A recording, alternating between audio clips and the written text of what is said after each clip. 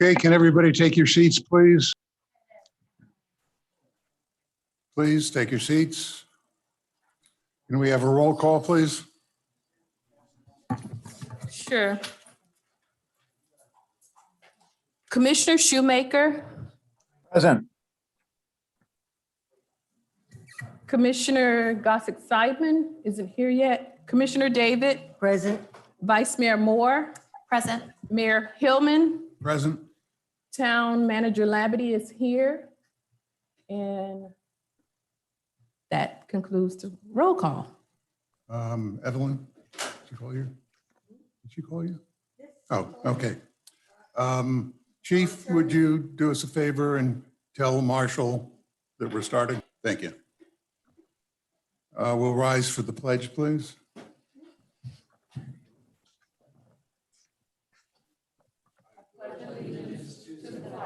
Flag of the United States of America and to the republic for what it stands, one nation, under God, indivisible, liberty and justice for all.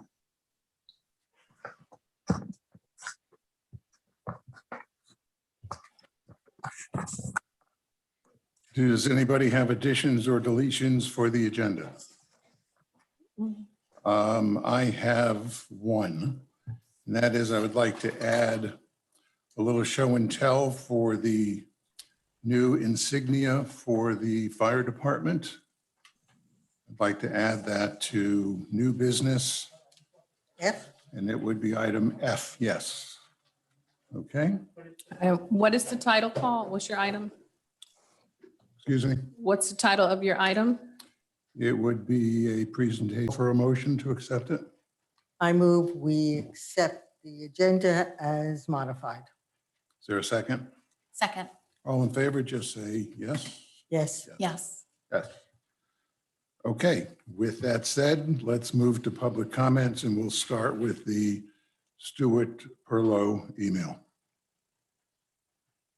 It's in the agenda package. Did you want it read into the record? Yes, would you please?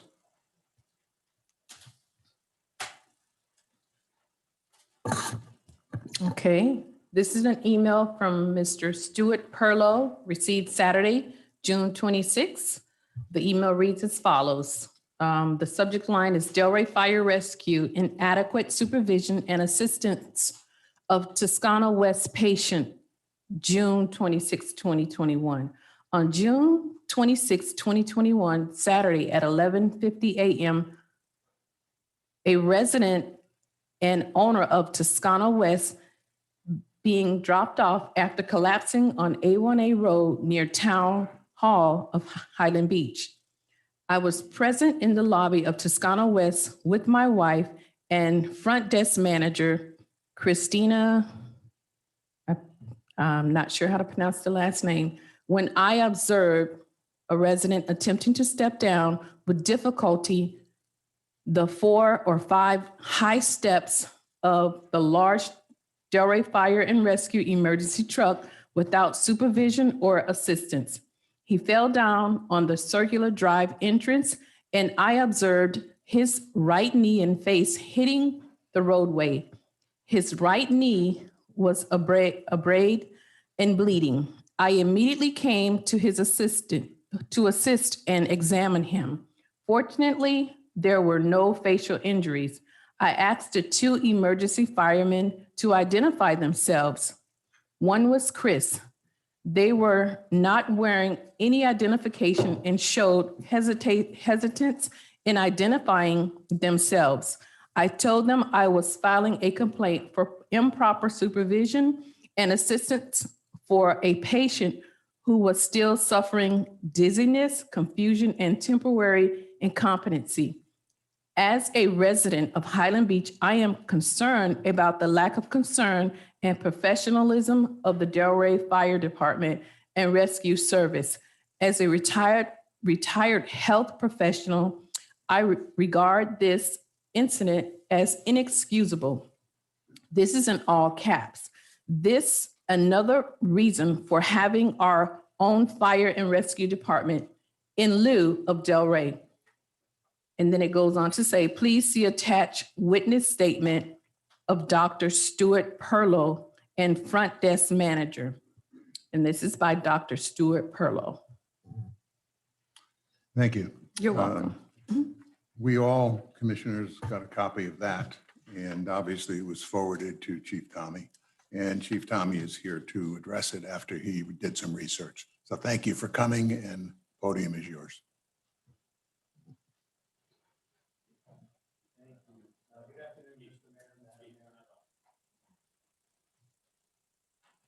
How's that? Oh, there we go.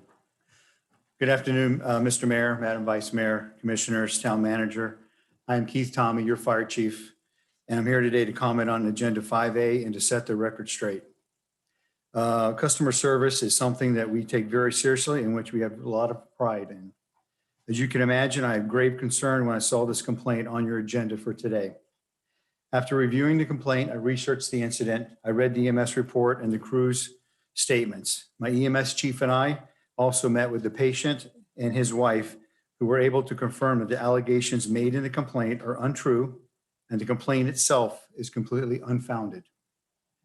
The patient corroborated what was in the EMS report and the crew's statements.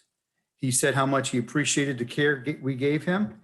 He felt that they went above and beyond the call of duty by walking him up to his condo and handing him off to his wife. The patient and his wife were clear with me that they do not support this complaint made against the department. In fact, they lauded the professionalism of the rescue crew. The complainant, Dr. Stuart Perlow, who I believe is a dentist, described how he immediately assisted and examined the patient. However, there was no evidence that any examination or assistance was provided to the patient by Dr. Perlow. However, there is evidence that the examination assistance was provided, simply that Dr. Perlow was there.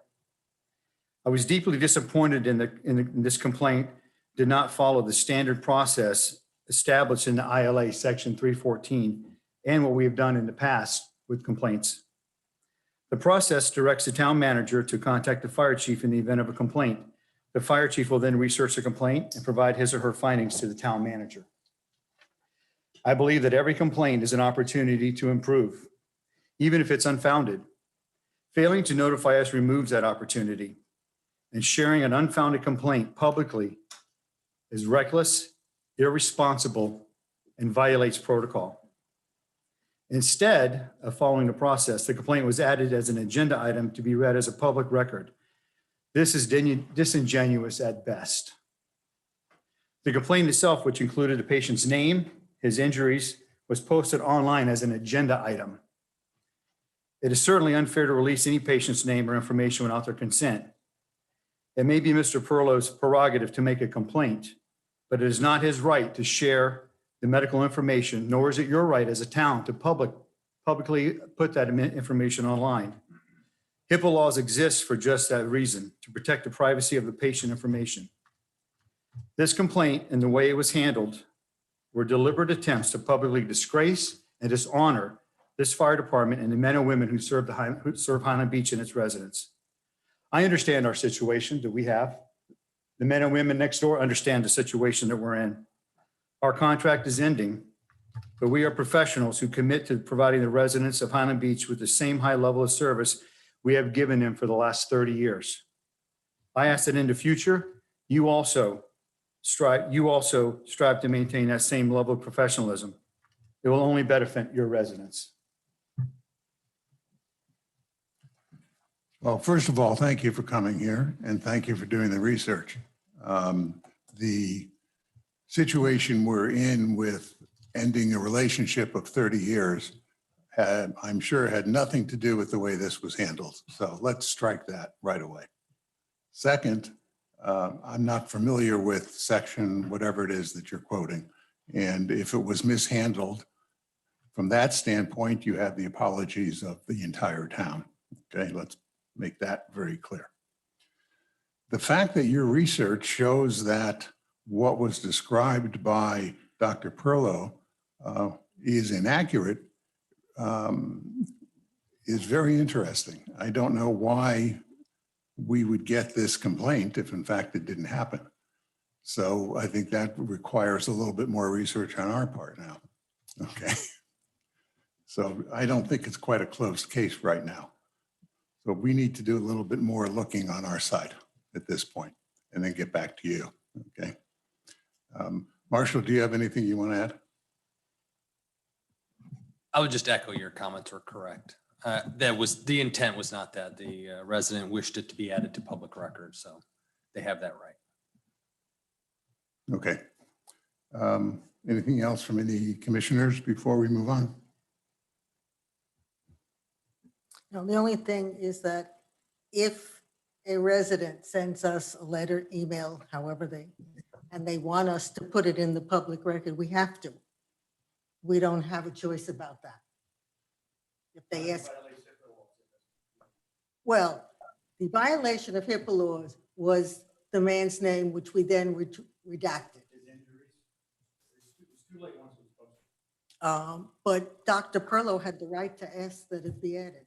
And we are responsible to him to publish what he said. And we were wrong to publish the man's name and injuries. Okay, let's leave the legal stuff out right now. Let's find out the facts of what occurred. We have two stories here. I'm not questioning one side or the other, but I appreciate the fact that you researched it with your staff and your members. I think we have to do a little bit more research on our side. Okay. Yeah, I totally agree. Mayor, But there's no motivation on our side at all to put any negative thinking on the part of Delray Fire Rescue. We've been very pleased with the performance that we've gotten from your people. And there's no reason for us to put any negative performance on them. So all we did was report what we were given. We need to do a little more looking. Kind of like that simple right now. Okay. Anything else from anyone before we move on? Mayor, could I add something? Sure, go right ahead. So I'm amazed that we have an event with one extreme, and then after research, we go to the opposite extreme. It's rather dramatic. I'm amazed. I would certainly like to say that your response, Mayor, is exactly right, that we appreciate Chief Tomey and the EMS organization of Delray.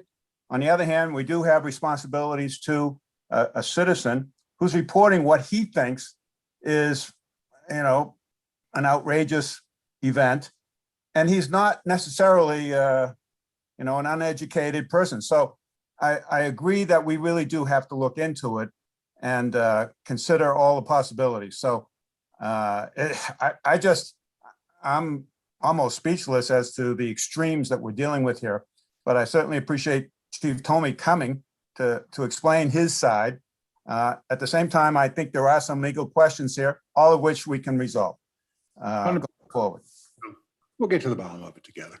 And it is a together situation. Absolutely. Not going to divide us here. And Mayor, I guess I have one more thing. I think I can speak for myself. I guess I am a little concerned now that we have initiated the termination, and I have every expectation that your department is extremely professional and continue the level of service that we have had.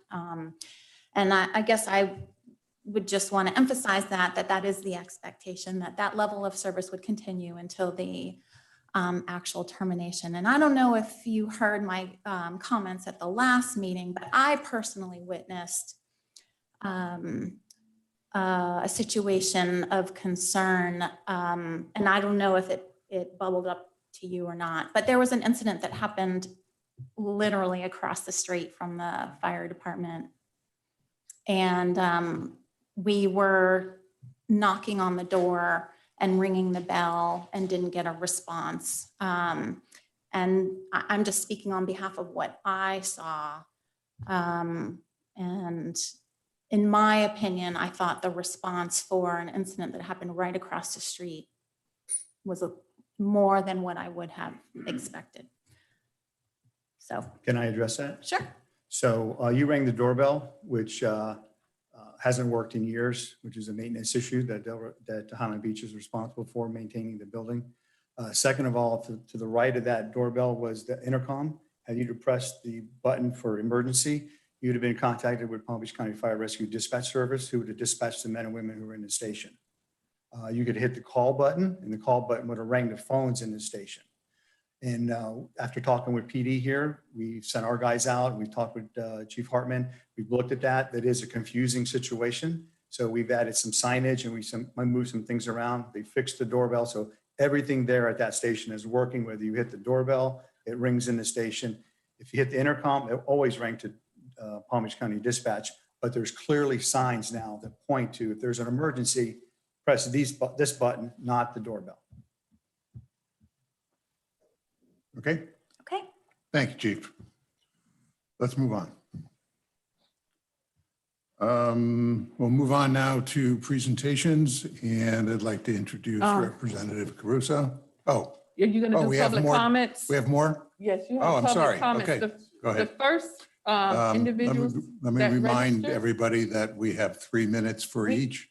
So, we- no, relax. We'll call you up. You don't have to stand. Okay, Good so- afternoon to all of you. Thank you. This is regarding the matter of the crash. Excuse me, sir. One thing, when you do get up there, your name and where you live. Joe Misery, Aberdeen. All yours. It's my understanding that outside interests are interested in having the Christmas and Hanukkah symbols removed. So let me conclude. You're in perfect compliance with the most recent sentiments of at least this Supreme Court. But it's a constantly moving searchlight to try to spot violations against the Establishment Clause and in support of an overenthusiastic free exercise application. Neither of those issues are pertinent to your displays. They're in complete conformity with the traditional understanding of religiously neutral, religiously plural, and attached to some secular purpose interpretations of these kinds of displays.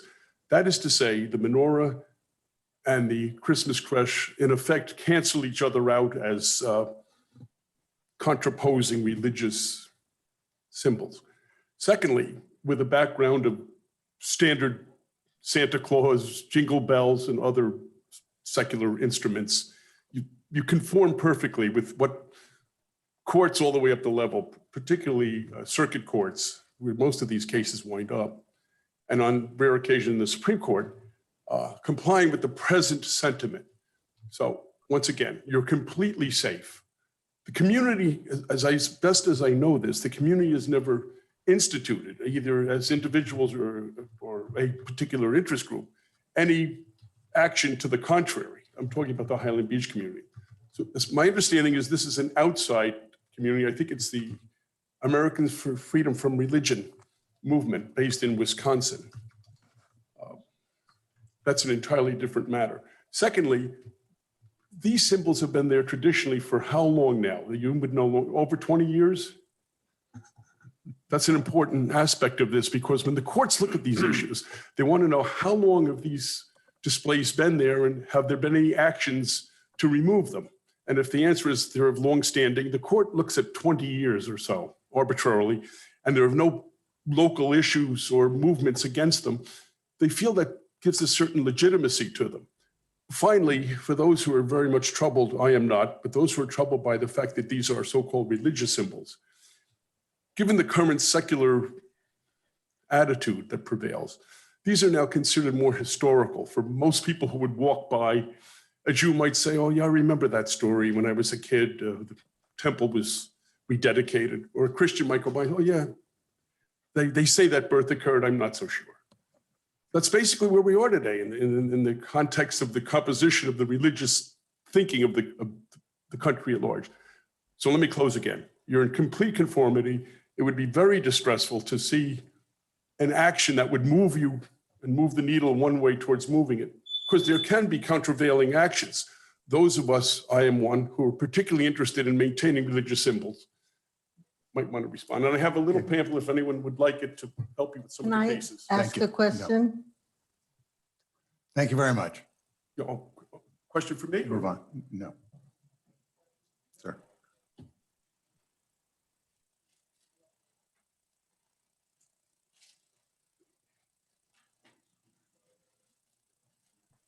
My name is Jerry Wolf, and I'm president of Villa do Alto Homeowners Association on Russell Drive. We're a six-unit complex.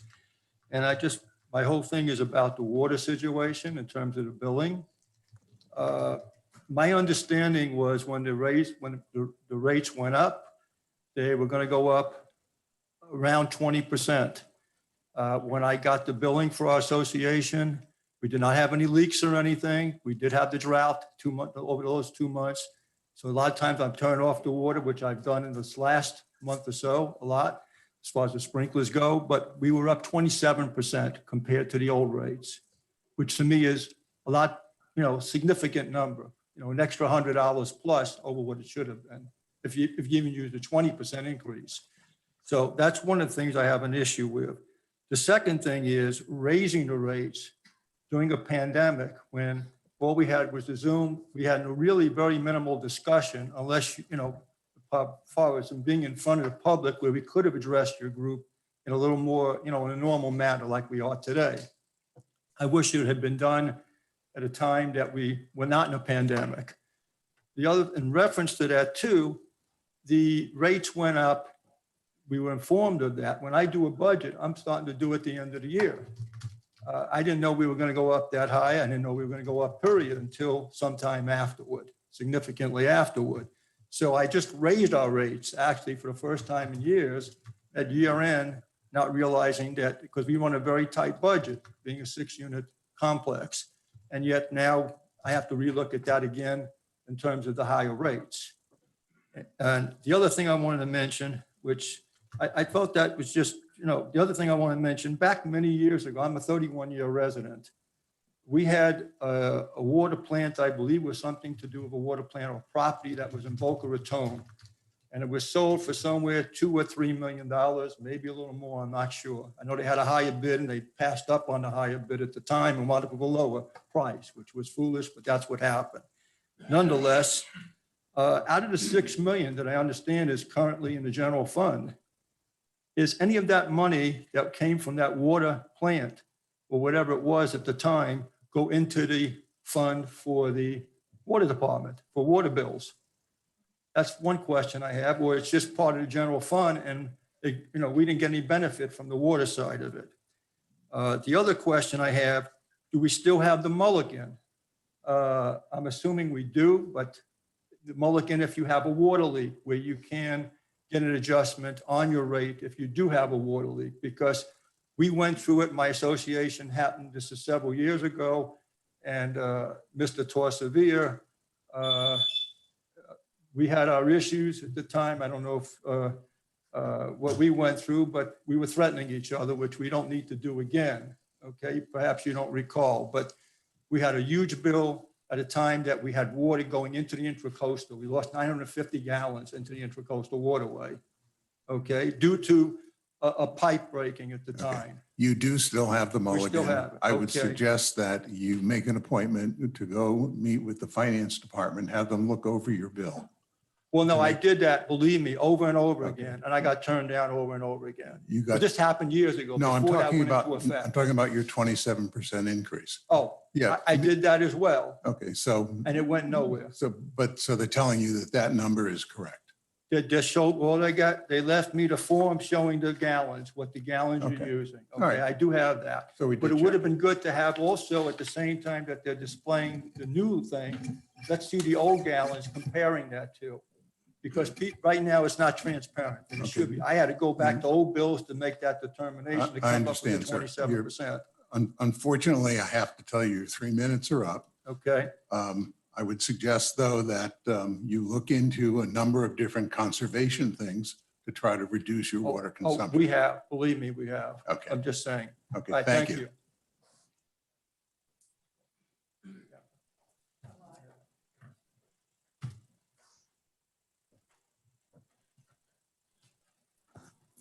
Good afternoon.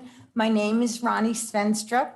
I've been a resident of Highland Beach permanently for 22 years. We've owned for 32 years when we did the snowbirding.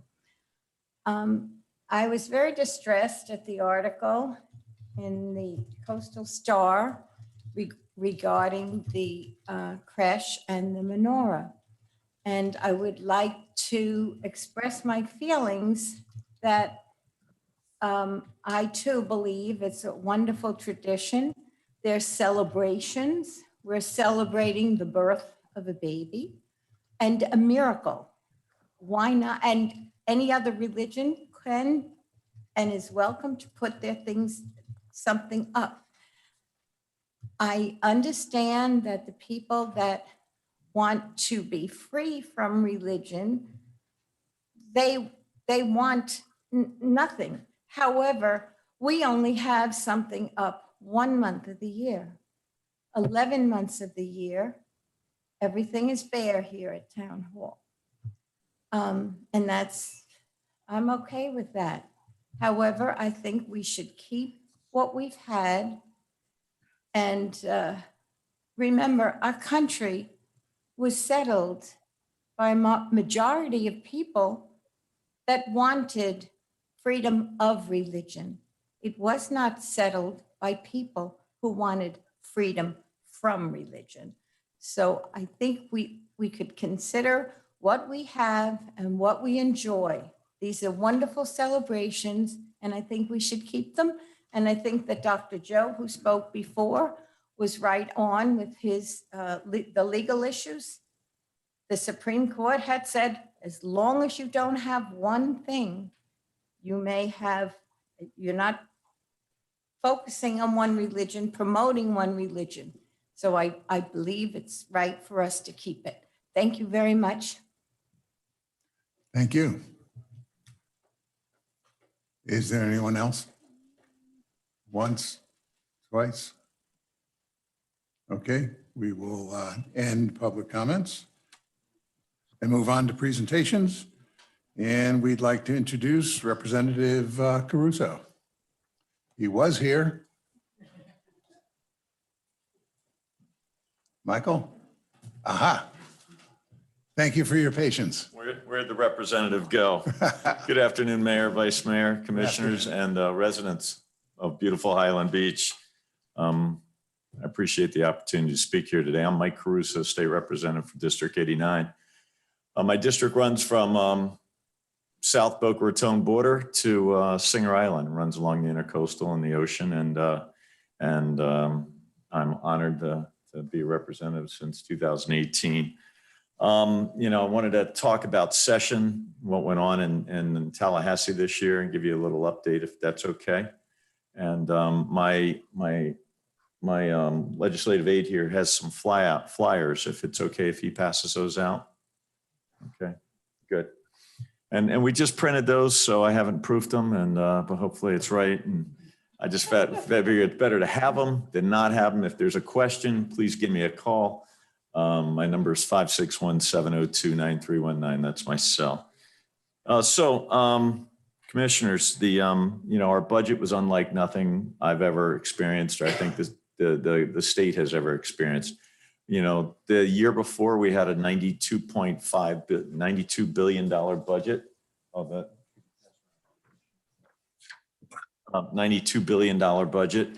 When we were going to Tallahassee, we were being told that it was going to be about 87 billion this year, 5 billion short of the prior year. And we're thinking, where do we cut $5 billion? I mean, what do we take it out of? Healthcare? Do we take it out of education? Do we take it out of infrastructure? And I'm thinking, because in every one of those areas where the major dollars are, we needed more money for the problems that have come up, sea level rise and education, our schools. We just gave our teachers a $500 million pay raise and that sort of thing. So as we got closer and closer to session during committee weeks, that number started to narrow. Fortunately, our economy was strong, and we went from 87 billion to 90 billion to 92 billion. By the time session started, we were at 92 billion where we were the prior year, and I thought this was great. We ended up passing a $99.9 billion budget and signed off by the governor. So we actually increased it about $7 billion. So a couple areas where the money went to, 22 billion went to lower education, which is K through 12, and 9 billion, almost 9 billion went to higher education.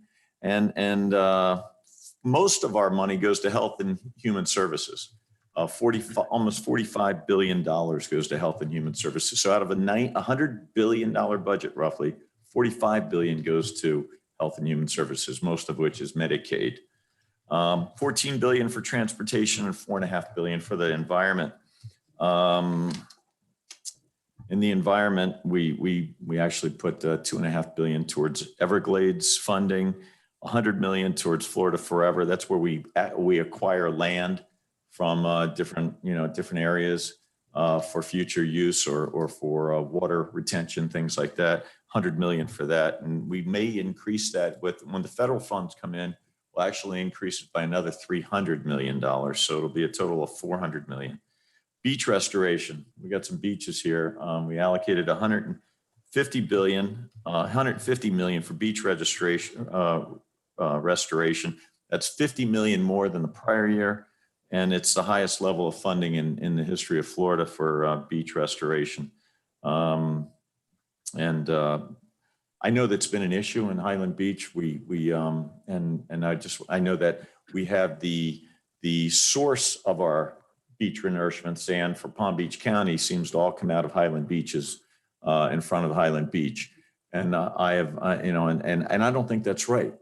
I think, if Highland Beach's sand should come from Highland Beach, and Delray Beach's sand should come from Delray Beach, and Boca's sand should come from Boca Beach, and Boca shouldn't get sand from Highland Beach, et cetera, and nor Manalapan gets sand from Highland Beach. But that's what's happening now with the Army Corps of Engineers. That's the way it is. So I've written letters to the governor.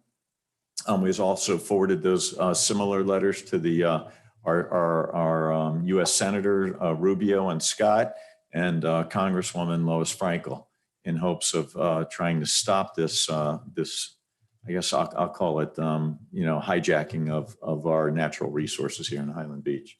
So I'm trying to do that, and we're following up on that. And Commissioner Gossett-Seidman is a strong advocate and never lets me forget about what's going on here in Highland Beach with regards to the sands. Let's see, education, 22.9 billion K through 12. That's almost a 1.5% increase. We increased the per student capita spending by $53. We're right at about $8,000 per student. And we've increased, last year we gave $500 million to bring our minimum teachers' salaries to $47,500.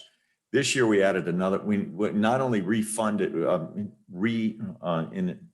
again that 500 million to get their salaries to 47,500, but we added another 50 million to teachers with experience that have been there that are already over 47,500 to give them a pay raise too. That wasn't done in the prior year, but it's done this year. So we were glad we could do that. Budget's not the only thing that, legislature tackles. That's our one mandated thing by the Florida Constitution. We passed some legislation. I think the biggest bill, HB1, if you follow legislation in Tallahassee, when you have a bill titled HB1, the one, and considering 2,000 bills are filed every year and maybe 200 pass, HB1, that somebody's pretty serious in Tallahassee, okay, because it's the number one priority. And HB1 had to do with combating public disorder. You heard a lot of talk about how it was an anti-protest bill, an anti-peaceful protest bill. My thought was just the opposite.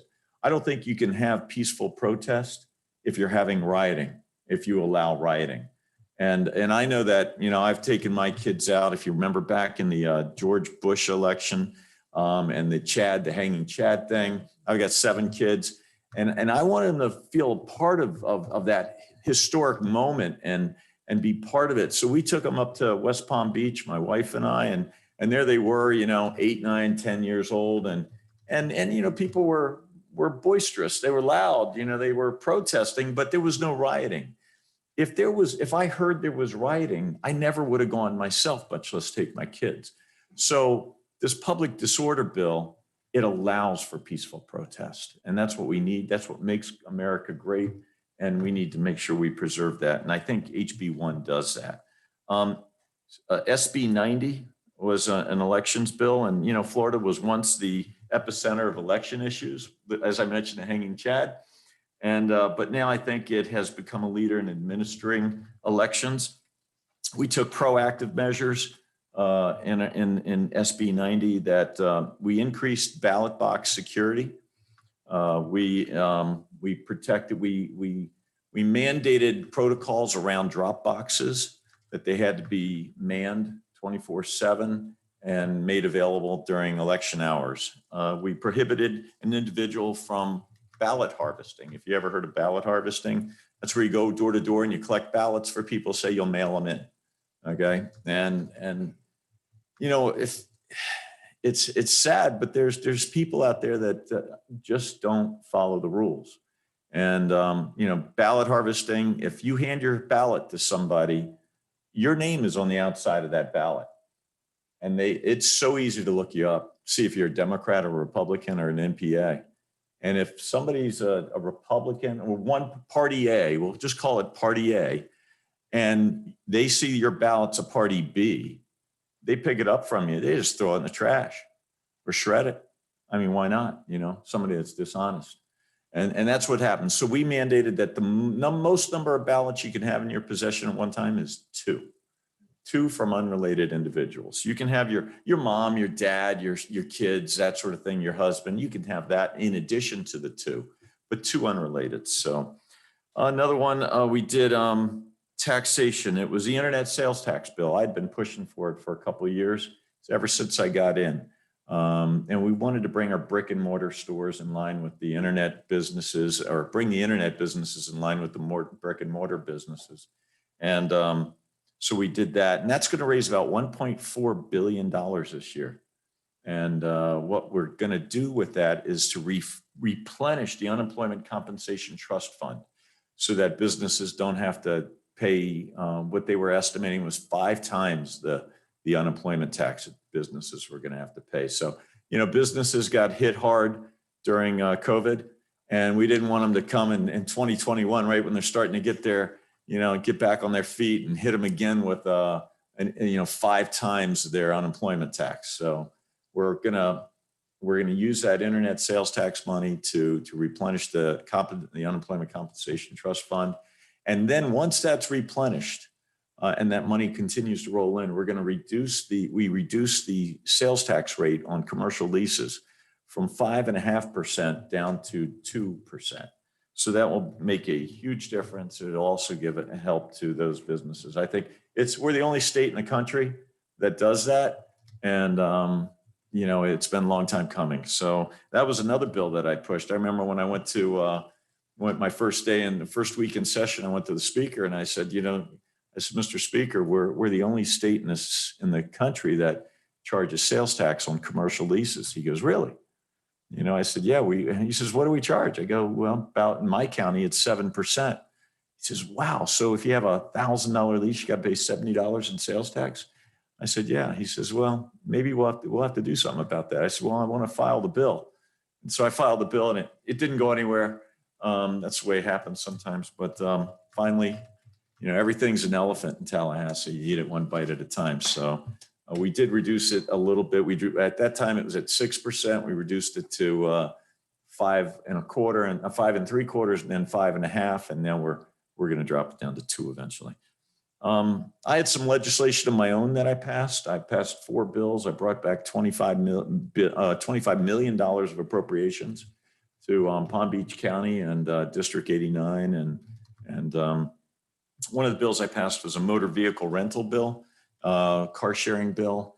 It's when you rent your car from Enterprise or Alamo or Hertz, Avis, I don't want to, you know, feature any of them, but you pay a $2 a day surcharge and you pay sales tax on your lease, on your rental. And we've all done that, and we do it all the time. We don't even think about it. But a new company came out about 11 years ago called Turo, and another company called Avail. And there's been a line of them where car sharing, online service car sharing.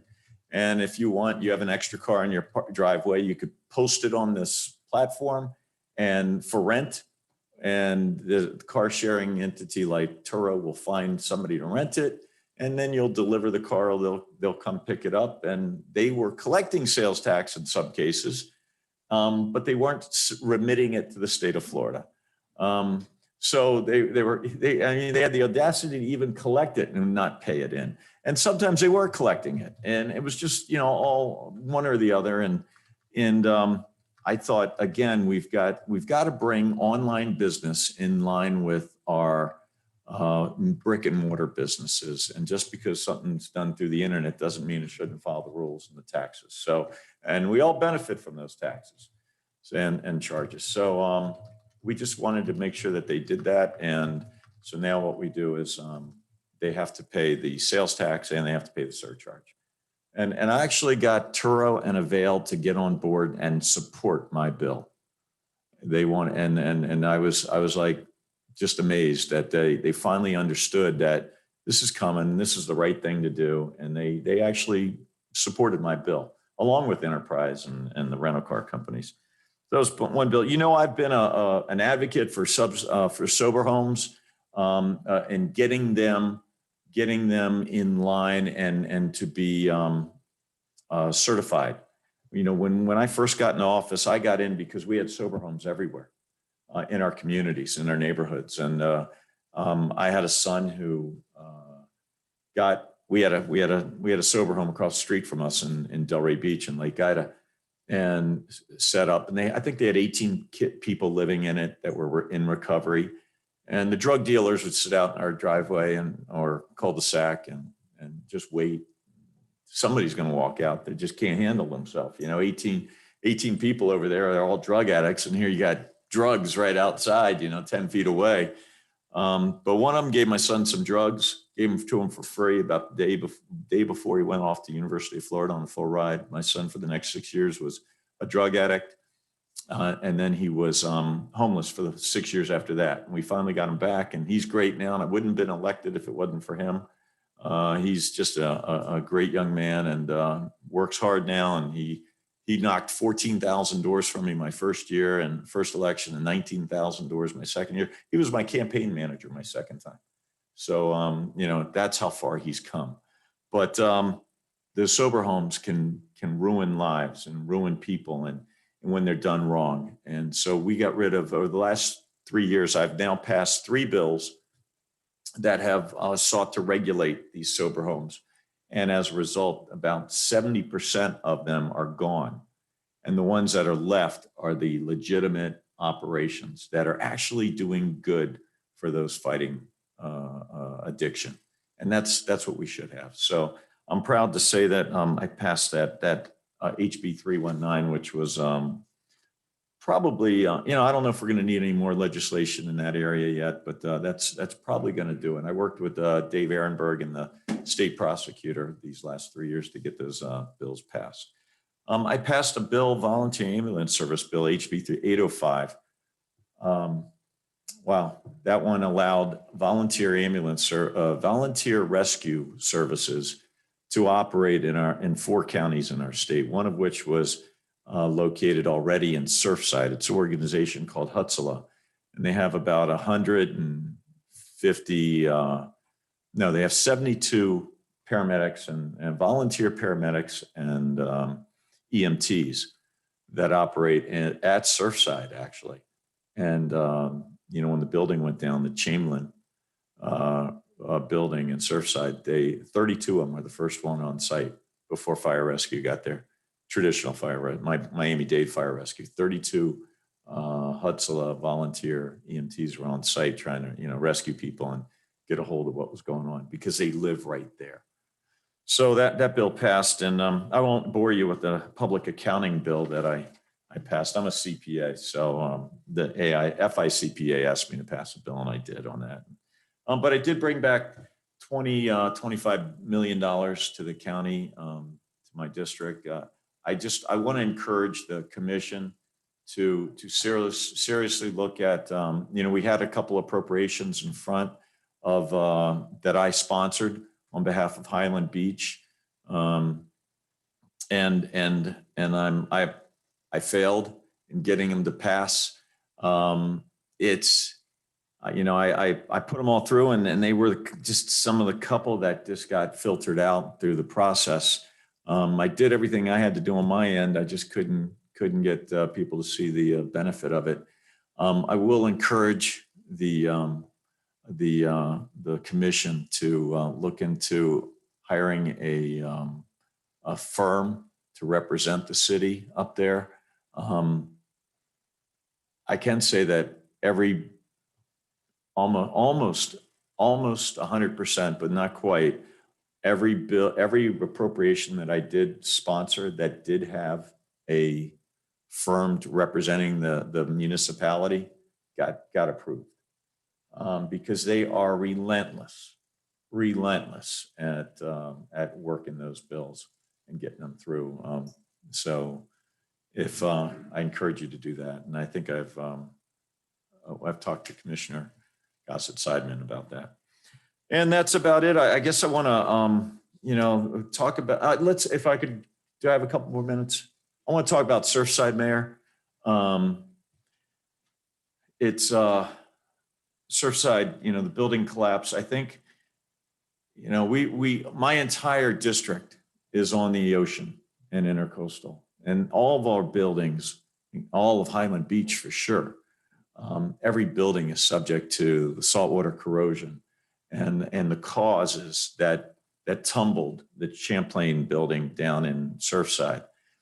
And right now we've got inspection periods that probably are not sufficient. And we all know the cost in terms of dollars of making sure these buildings are maintained properly. But now we know the cost in human lives of maintaining these buildings properly. And we can't just kick the can down the road year after year after year, which happened down in Surfside. And I hope that, the commission, I know that I know you guys are looking into. It's on today's agenda. Oh, there you go. We're all over it. Perfect. And we're all over it in the state too, at Tallahassee. What we've got going on in Tallahassee is the state leadership is engaged 4 different very large engineering firms to do a study, provide recommendations, things like that. Things that I see coming are 20-year inspections, grading of buildings, A, B, C, D, F. I see when recommendations being made, during these inspection periods, and if a building is graded a C or a D, then certain requirements are going to be made of it. And certainly we're not going to wait another 20 years to inspect a C graded or D graded building, and it'll be something that's much shorter. Like if it's a D building, it might be great, looked at every year. And if it's a C building, maybe every 3 years or 5 years or something like that. But that's what I see coming down the road. You use the term recommendations. Yes. Is that what you're seeing? You estimate from the state? The state would be coming out with recommendations? No, I don't. The engineering firms are going to make recommendations to the state. Okay. I see the state coming down with legislation that will mandate certain things. So I'll keep you informed as I hear about it, Mayor. Yeah, we'd like to stay very close on this. Yeah, and I mean, it's all as close to us as it possibly could be, because Highland Beach is the epicenter of what's going on. Right. We've got a lot of buildings that, I don't know what's the oldest building here? 1958. I have it right here. Okay, and I see some red ones there. So you're doing the same thing and you're way ahead of the game, and I appreciate that, and watching out for the safety of the citizens of Highland Beach. So I mean, if we're talking 20 years, it's almost all the buildings in our town. right. If we're 25 or 30 years, I mean, I could do the math real quick, but it's probably 75, 80% of our buildings. Right. And I know in Delray Beach, same issue, same thing. And so one building that's not even on it's on Linton Boulevard. It's not even on the ocean.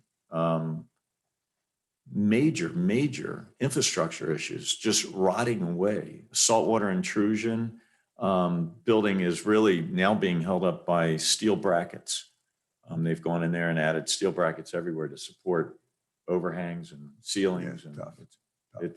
it's part of it's uninhabitable. And so, we've got a lot of work to do. And, we all thought our infrastructure needs were for sea level rise and, we need higher seawalls and things like that. And wow, we're far Well, from that. that's a distant behind the building issue. That's right. That's right. So that's all I have today. I appreciate your time. I took too much of it. I'm sorry. And No, it's quite all right. Before you step down, Any any, questions? my fellow commissioners have any questions or yes. comments?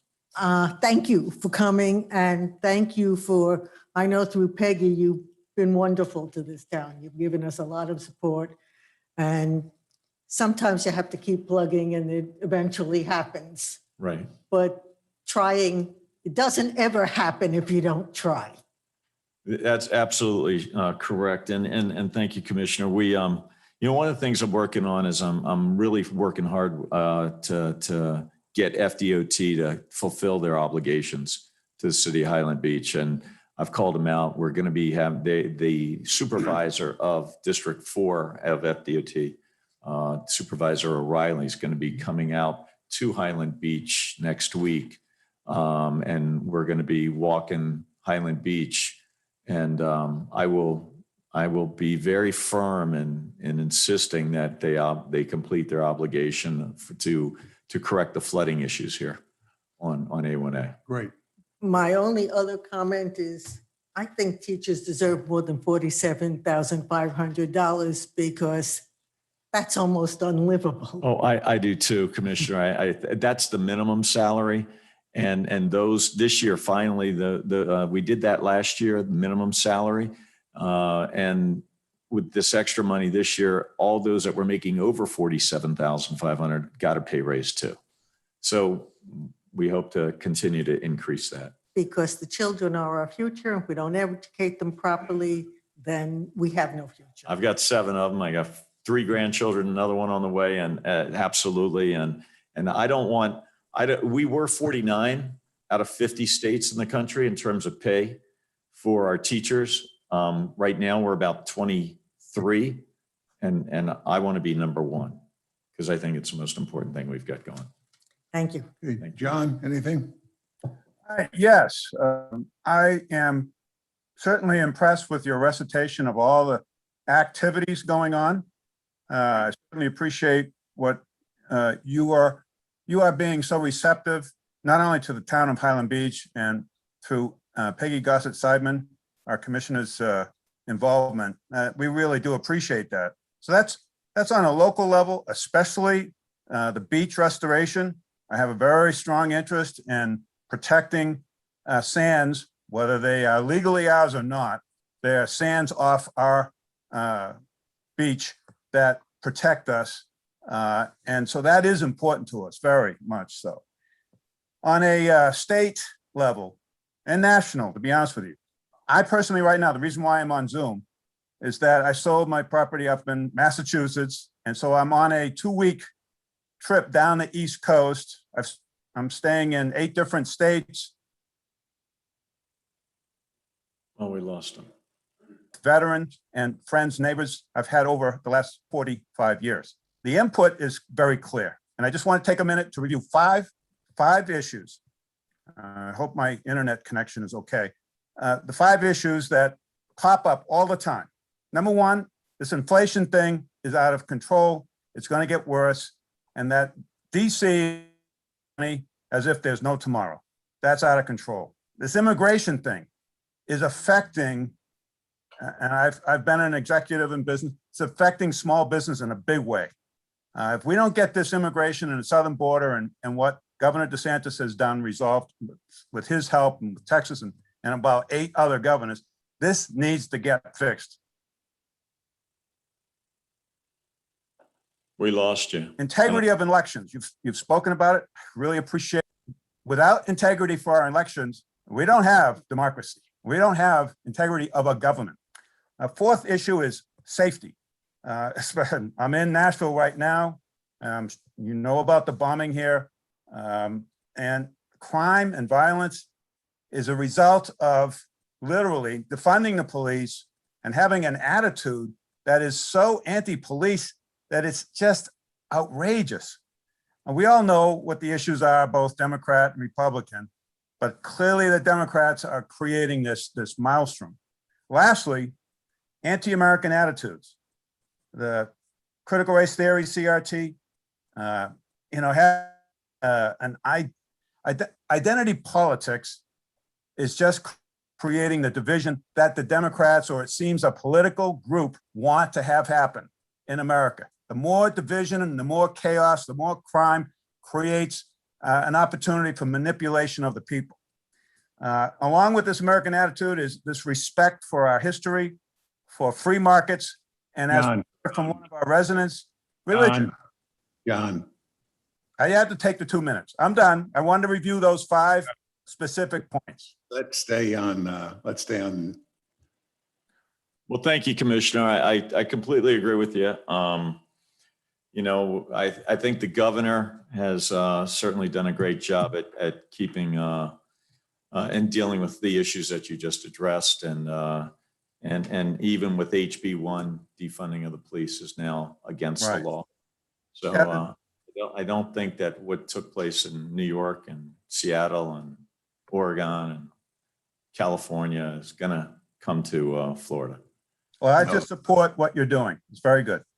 And I know commissioners, all of you have got it. You're in the right place and you're doing the right thing. So Anything else here? Yeah, I do. I just wanted a sincere thank you for coming today. It helps me so much. And I don't know if everybody else feels the same when you come in person and present these things to us, because I can read it, but when you tell us about it, it just really helps for it to soak in for me. Vice Mayor, it's my favorite thing to do as a state rep. Good. That And- knocking doors. Yeah. So, and I really appreciate all, I appreciate all that you've done, and I'm in agreement with all the things that you support. So again, thank you. Thank you. Anybody else?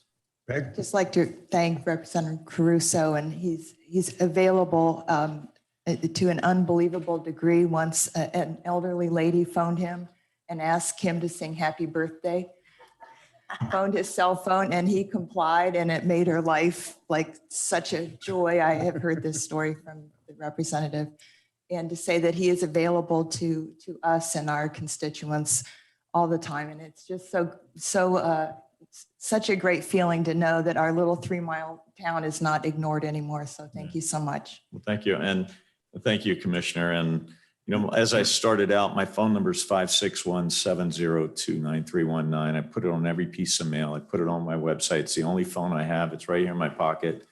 We answered 2,500. We got 2,500 people. They're on unemployment. They called and asked. You try to go online, you go so crazy trying to get an appointment. We got their unemployment. We got 1,000 people. What do you call it? Appointments to get their vaccines. And we all know how hard that was to do online. And, we just try to, we're here as a resource for every citizen in District 89. And that's why I give my number out. I want people to know that we're here to help and to help you when nobody else is there to help. Yep. Anything else? Okay. As you know, probably our number one project is our fire rescue that we are diligently working on. I'm intimately familiar with that. Okay, I'm sure Peggy continues to keep you up to Well, speed. as you know, my wife ran for mayor of Delray Beach, and that was Very an close issue. contest. Yeah. Very close. So we will be reaching out. I'll be reaching out to you. I'll dial 702-5319. 9319. Oh, 9319. 9319. See, that was my opportunity to make sure I had it right. There you go. Okay. And I support Highland Beach and your efforts to bring that operation as that of the city.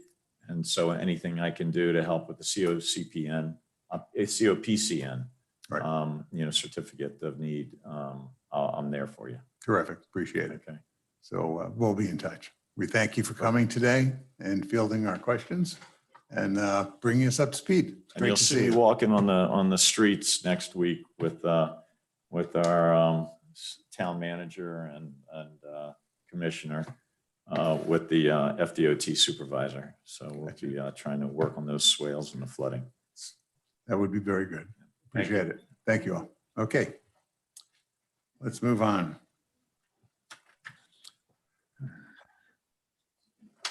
We'll move on to new business, page 9, which would be resolution number 2021-019. Is a resolution of the Town Commission of the Town of Highland Beach, Florida, setting the proposed not to exceed millage rate pursuant to section 200.065, parens 2, parens B, Florida statutes, and setting the date, time, and place at which the public hearing will be held to consider the proposed millage rate and tentative budget. I'll turn this over to Matt. It's all yours. Thank you, Mayor. We won't, unless you really want it, we won't once again do the same budget presentation that we've done at least 2 prior occasions. Not unless anybody needs to see anything. We're all good. Okay.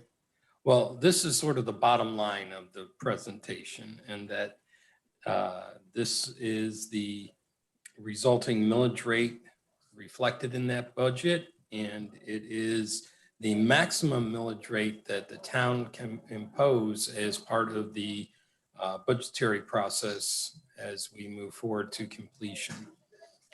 We can go lower than these proposed rates as we have our public hearings in September, but we cannot go higher than that without I believe, a unanimous vote of the commission. But that's not a recommendation at this point to go any higher than this.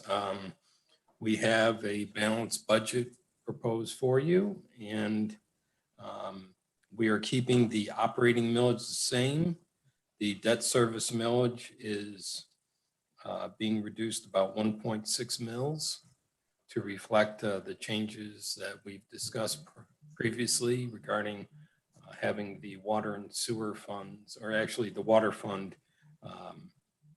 support its own debt service costs as opposed to using ad valorem taxes. 0.16. 0.16. Okay. You said 1.6. Oh, no. That'd be a dramatic change. It's still a pretty significant change at 0.16 mils. That is over a 1% reduction on the aggregate rollback millage rate for the town. Happy to answer any questions you may have on the budget or the millage rate as it is proposed, or the remaining steps in the budget process. Anybody? Just speak up if you have any. I agree with the proposal. No questions. Okay. We need a motion then. I move that we accept resolution number 2021-019 to set the not to exceed millage rate at 3.6225. Need a second? Second. Okay, we need a roll call on this. Okay. Commissioner David, Yes. Vice Mayor Moore, Aye. Commissioner Shoemaker, Yes. Commissioner Gossick-Sideman, Yes. and Mayor Hillman. Yes. Motion carries. Thank you. Okay, moving on to resolution number 2021-020. Resolution of the Town Commission of the Town of Highland Beach, Florida, amending resolution number 20-017, which appropriated funds for the 2020-2021 fiscal year budget and providing an effective date. Matt, still yours. All right, thank you, Mayor.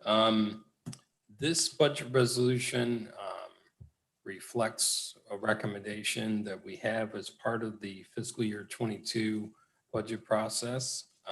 We are seeing collections improve somewhat on the sales tax as the economy has improved. We also have some pretty significant savings from a project which came in well under budget, the replacement of the town hall roof, which provides an ability to accelerate the funding for 2 priority projects, which is the overhead crosswalk lighting and a project to improve the interior lighting in town hall. As you see in this budget resolution and the exhibit, we are increasing collections about 16,000 to reflect projections for the year and shifting around some of the savings from the roofing project to cover the crosswalks and the lighting project. I'm happy to answer any questions you may have. Anybody? Any questions? Is this essentially an accounting adjustment that we're not changing anything from the budget? We're just taking savings from one and using it someplace else? Correct. The only adjustment is, as I mentioned, we're reflecting an additional 16,000 in collections to reflect where we expect to end up at the end of the current fiscal year 21. And we're still, though, under budget at this point for the year? We Or at project, budget, we're we not over project that budget. we're going to be slightly above budget, but the budget was reduced significantly as we were trying to project what the impacts of the economic impacts of the pandemic were. We significantly reduced sales tax collections, and this is just sort of reflecting some of the growth that we're now seeing as the economy improves. Thank you. Sure. Anyone else? Linelda, do we have to read the resolution into the, I would suggest yes, unless your town attorney says different. yes, no? Do you want this read into the record? Just the title, okay. Resolution number 2021-020, resolution of the Town Commission of the Town of Highland Beach, Florida, amending resolution number 20-017, which appropriated funds for the 2020-2021 fiscal year budget and providing an effective date. Do you need a roll call for this one? Yes, we need a motion and a roll call. Okay, make a motion, please. I move that we accept resolution number 2021-020 as presented. Is there a second? Second. All in favor, just say aye. Aye. Moving on now to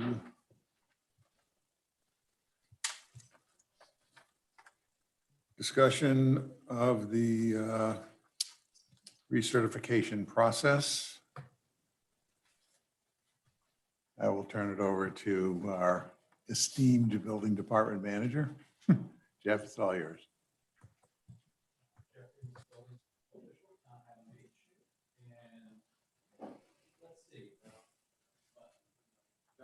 There we go. Sorry about that. Jeff Remus, building official, Town of Highland Beach.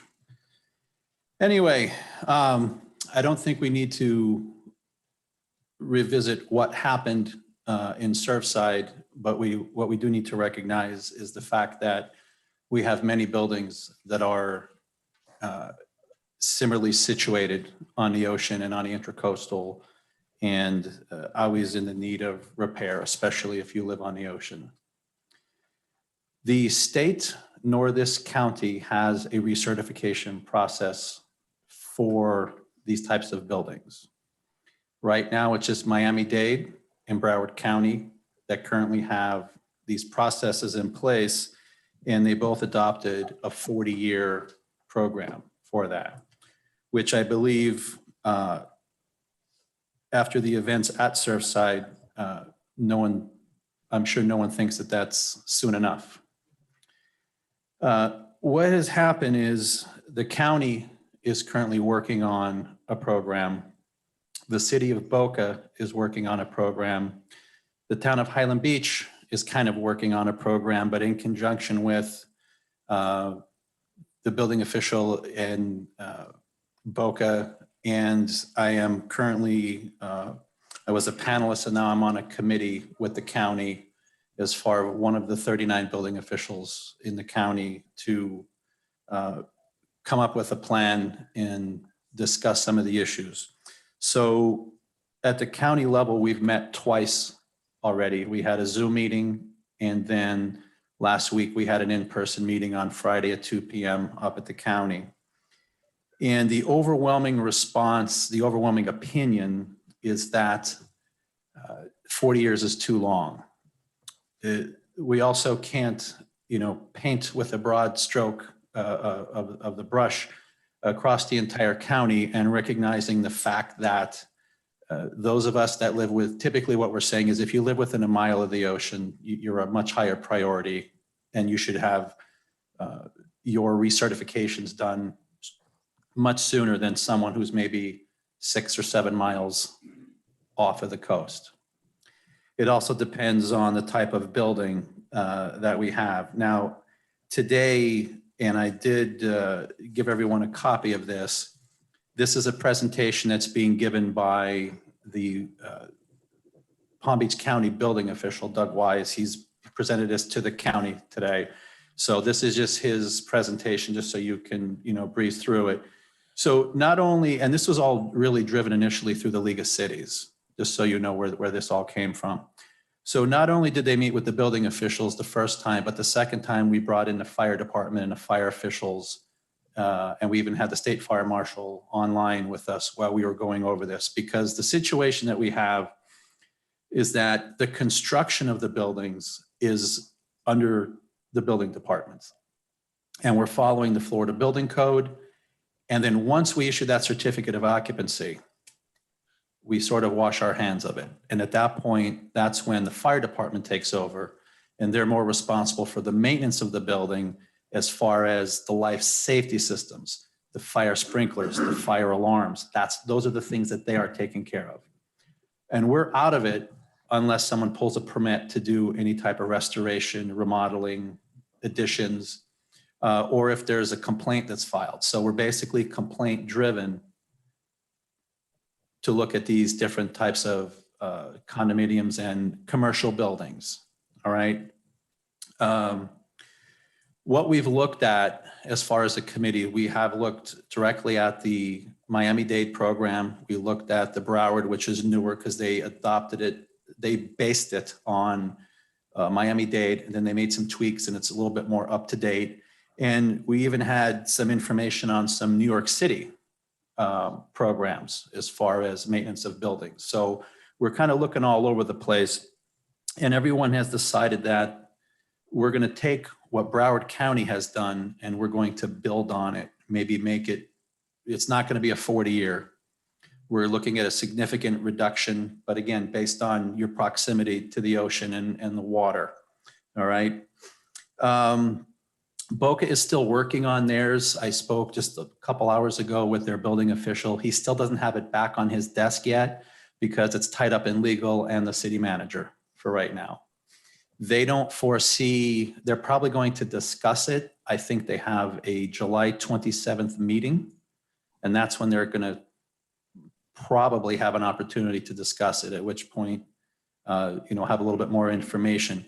Even us at the county, I'm including myself on this committee at the county level, we're even looking at, maybe seeing what Boca came up with, and what Broward has, and maybe doing a hybrid of the two. I guess we're going to see what's what. But the overwhelming position is that this needs to be a unified process. And it used to be a unified set of rules and regulations.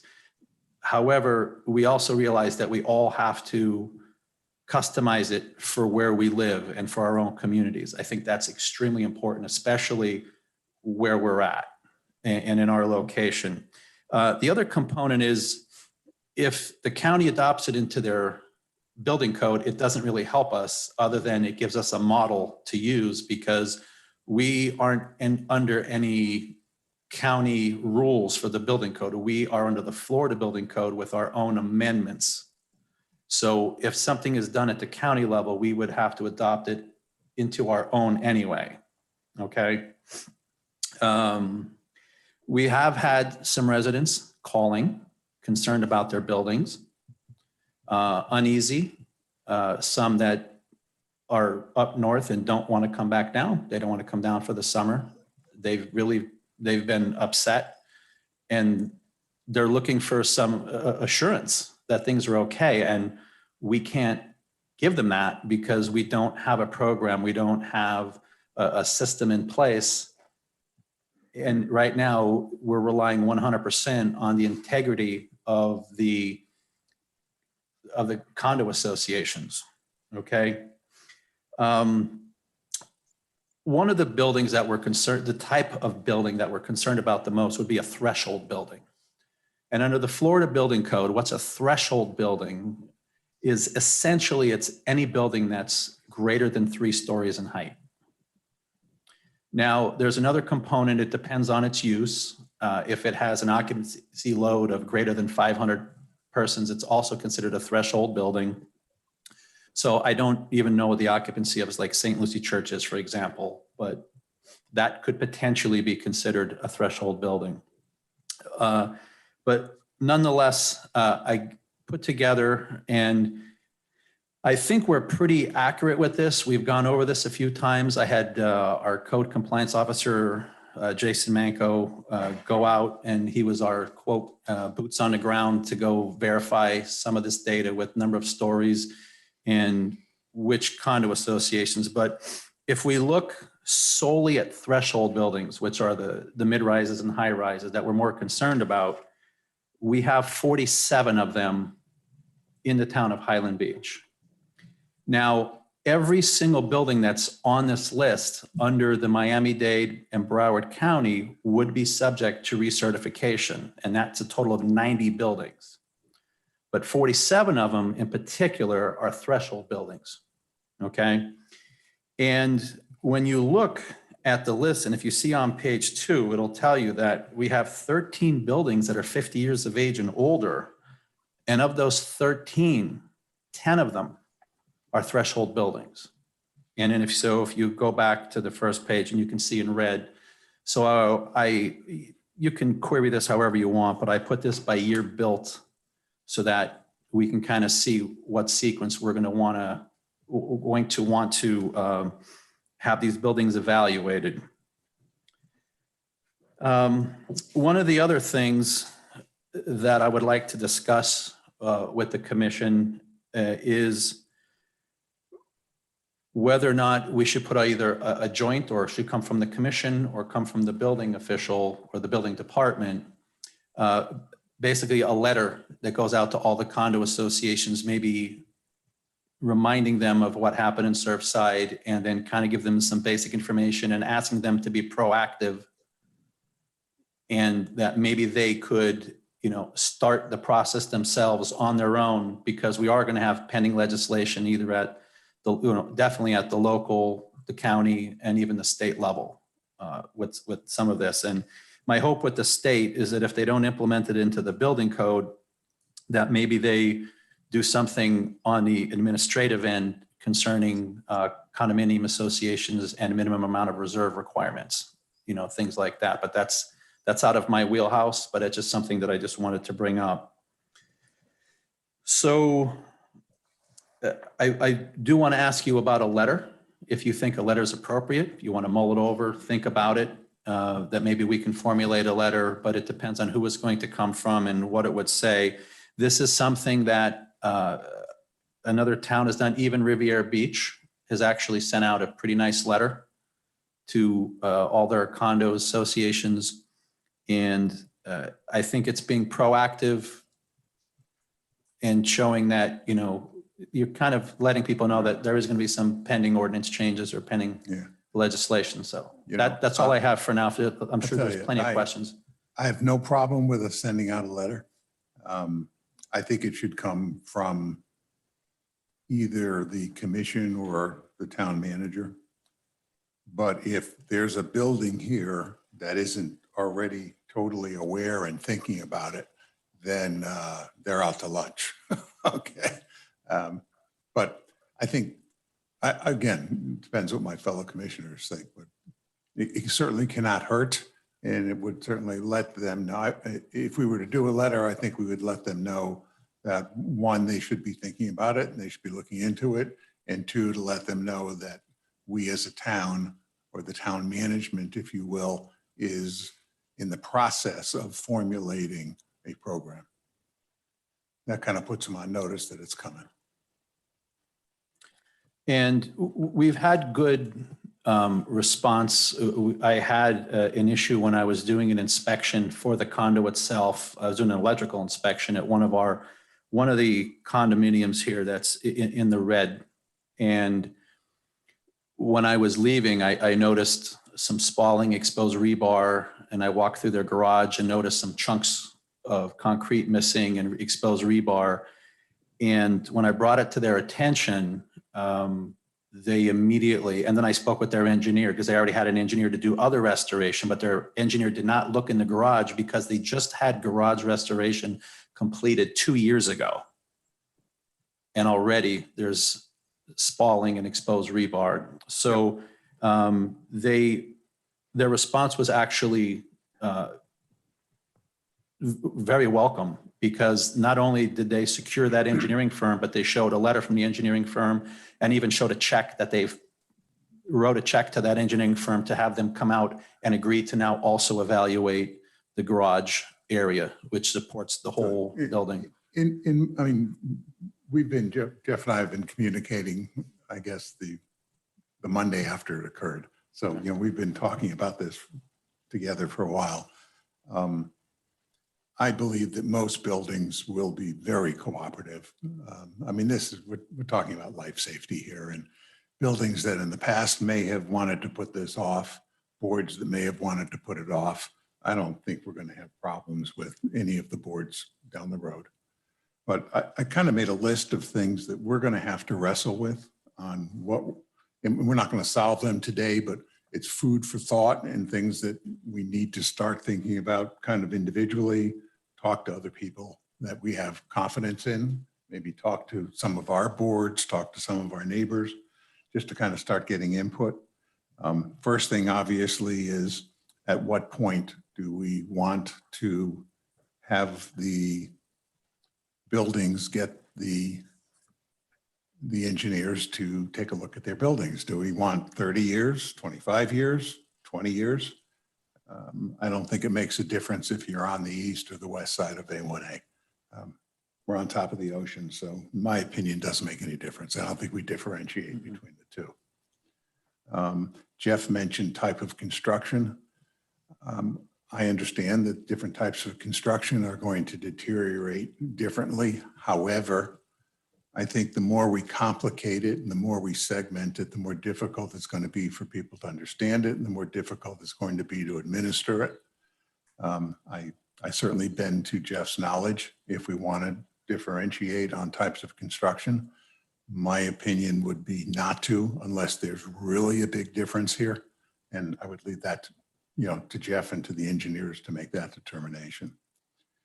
The next thing is going to be, how long do we give them to get it recertified? Let's say hypothetically we pick 20 years. Well, there are only so many qualified engineers in South Florida, and they're all going to be getting phone calls. So do we give them 6 months, 12 months, 18 months, 2 years, 3 years? We're going to have to make that decision.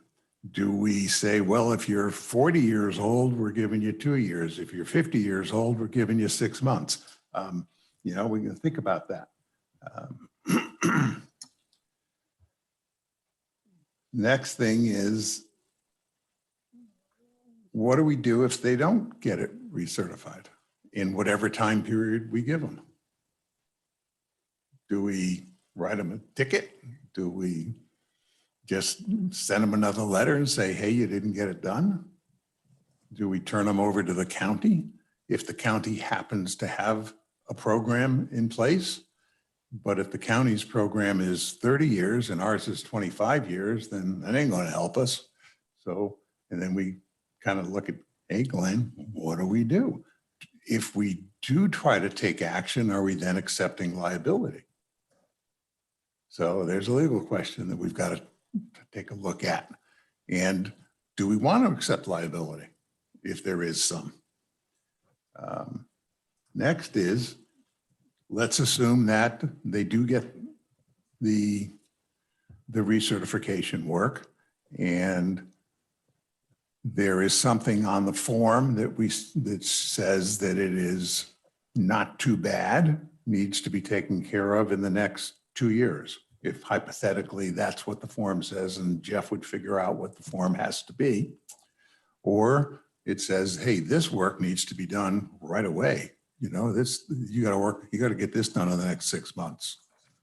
So 6 months goes by, Jeff's people go out and take a look, and there's no contract for work to be done and nothing's happening. What do we do then? If we do something, are we then accepting liability? If we ignore it, are we accepting liability? Okay. So we have to think that aspect of it through. How long do we give them to get a contract with a contractor? How long do we give them to get the work started? What does the format look like on what has to be filled out by the engineer? Do we require the engineer to give us timeframes, or maybe it's good, bad, worst? I mean, Jeff will come up with the terminology, obviously. I don't know what it would be. And I know you're already thinking about it. But it's like, what enforcement activities do we want to take on as a town is basically what I'm driving at here. And whatever we do or don't do, what are our liabilities here? Then it gets into worst comes to worst, do we actually condemn a building? And what is involved in doing that? How do we take partners? So we're not standing alone when Jeff has to do it. I know you've had to do it in your past life, and you may have some ideas on how that gets done. We need to review it with council. I'm not looking for answers yet. I understand it. I'm just going to tell you, as far as condemning a building, an unsafe structure, that's already covered by the Florida Building Code. It's already adopted into our ordinance under section 116 of our chapter 1. So that's already clearly defined. Once something is deemed to be an unsafe structure or unfit for human habitation, we already have a plan for that. That one we don't have to concern ourselves with then. Then there's the, I guess, moral, ethical, political side to all this. God forbid we have to condemn a building because the board didn't take action. Now we're putting people out on the street. If they didn't take action because they couldn't afford it, they couldn't come up with ways to finance it, not because the building's only worth $15,000 and they got $10,000 worth of repairs, and that's a whole different financial equation. This is just plain and simple. There are elderly people in the building. They bought the building 40 years ago when it was very inexpensive. They've lived in it all these years. They're on fixed income, et cetera, et cetera. And financially, it's a worthwhile building to save. They just don't have the money. Well, there are creative ways to finance these things. So I got a hold of an old friend, an old college friend of mine that was a senior executive for many years at the Nuveen company. If you don't know, Nuveen is either the largest or one of the largest in the municipal bond business. He managed the West Coast meaning west of the Mississippi, all the way through the Orient. He retired a couple of years ago. He was a member of the board, et cetera. And I explained to him what the situation was here in town. I said, you know, I'm thinking there are probably going to be some cases where the residents of the building just cannot come up with the money. And there's got to be some government programs or just some creative ways to go about financing this other than things that I know about. What do you know? Well, there are some things. There's a program called the PPIP program, Public-Private Investment Portfolio Program. It's virtually a zero interest loan. When I say virtually, it's almost, Matt, you may be aware of it. I don't know. It's a U.S. government-backed program. It was a one-time deal that was set up. There are still millions left in it. The banks are aware of it. That's one thing. There's another, which is a government loan package that was set up in the year 2000. We can gain access for them through the banks. The other is, believe it or not, the individual condo can issue a bond, but only up to 5% of the value of the condominium. Now, that would work great if this was, a massive condo that was worth $100 million and they needed $5 million. This would be part of the money they needed. You have to do a number of different financing things. However, they could do this in aggregate. If there were 20 of them that needed it, and they could then get $1 million or $1.5 million out of each, and you do an aggregate program with out of 20 of them, bingo, they can each pick up $1.5 million of maybe the 10 million they need.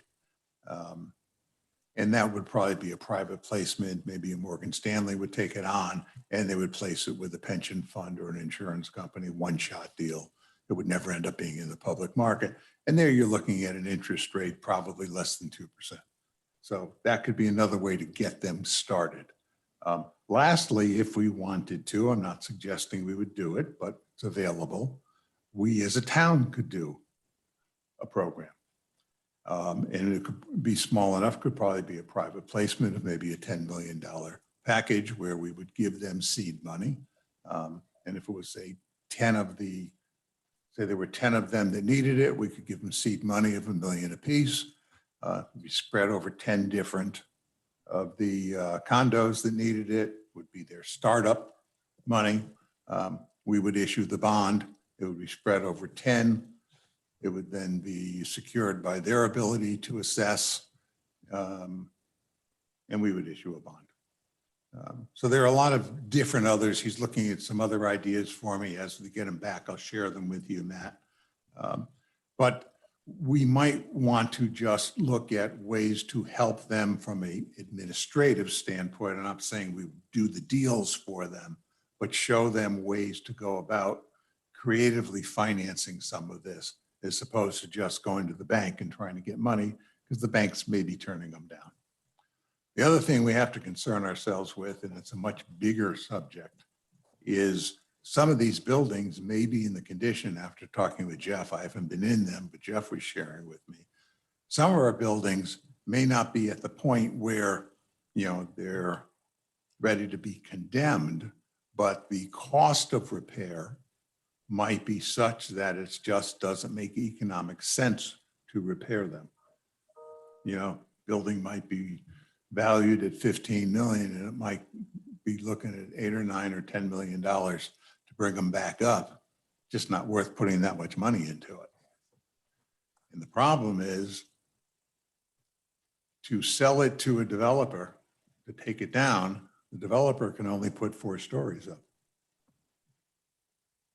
If we've got a few buildings that are in that shape, the competition for those buildings is not going to be very great.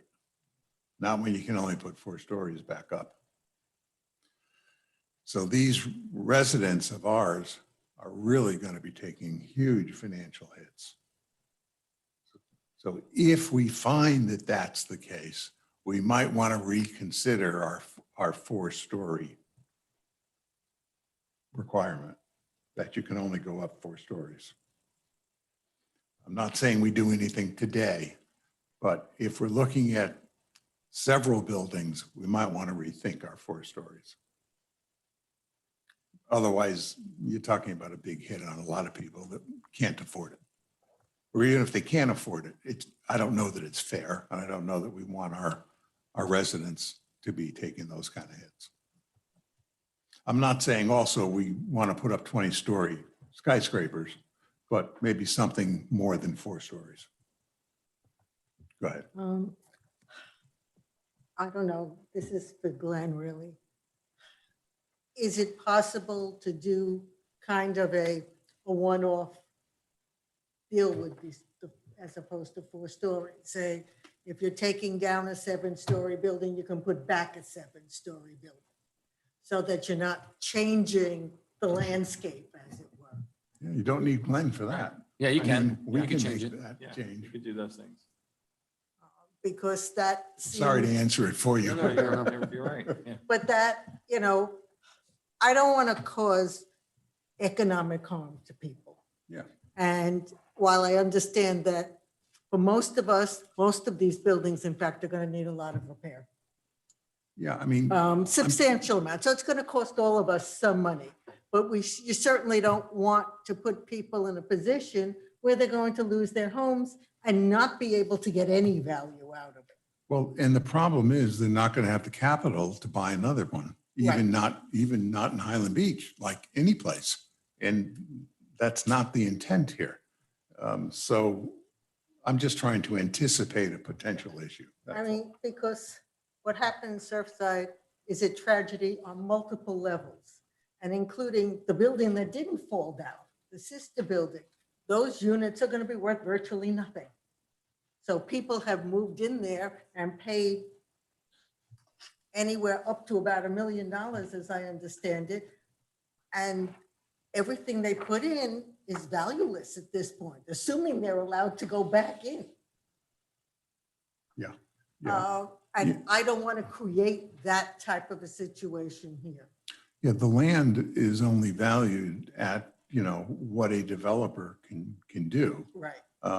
That land, you know, there at least it's on the ocean.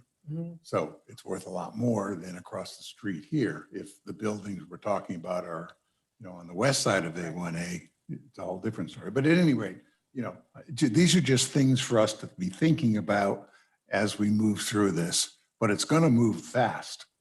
And, you know, my goal is to push this as fast as we can. Don't want to make mistakes, but as soon as we can get an ordinance done, then the clock starts to tick. And these buildings, and some of them are not in great shape. So we need to get the time ticking, get the clock going on these. Well, and I also think that if we get something in place and then maybe the county comes up something we didn't come up with, or Boca comes up with something, we can always go back Oh, you can always adjust it. and adjust Absolutely. it. For So sure. that, you know, gee, we should have done it this way, and you go in and you change it. But I think absolutely we need to get something in place right away so that people start taking a good hard look at all of these buildings, because we all live in a harsh environment that eats concrete. As we're talking, I like your idea even more now about sending a letter out. Oh, Because absolutely. that will, anybody that's not thinking about it, it'll get them going. So I think it's a great idea, not just a good one. But a lot for us to think through. Maybe I'll have this typed up and we'll send it out, you know, just so we got it in writing.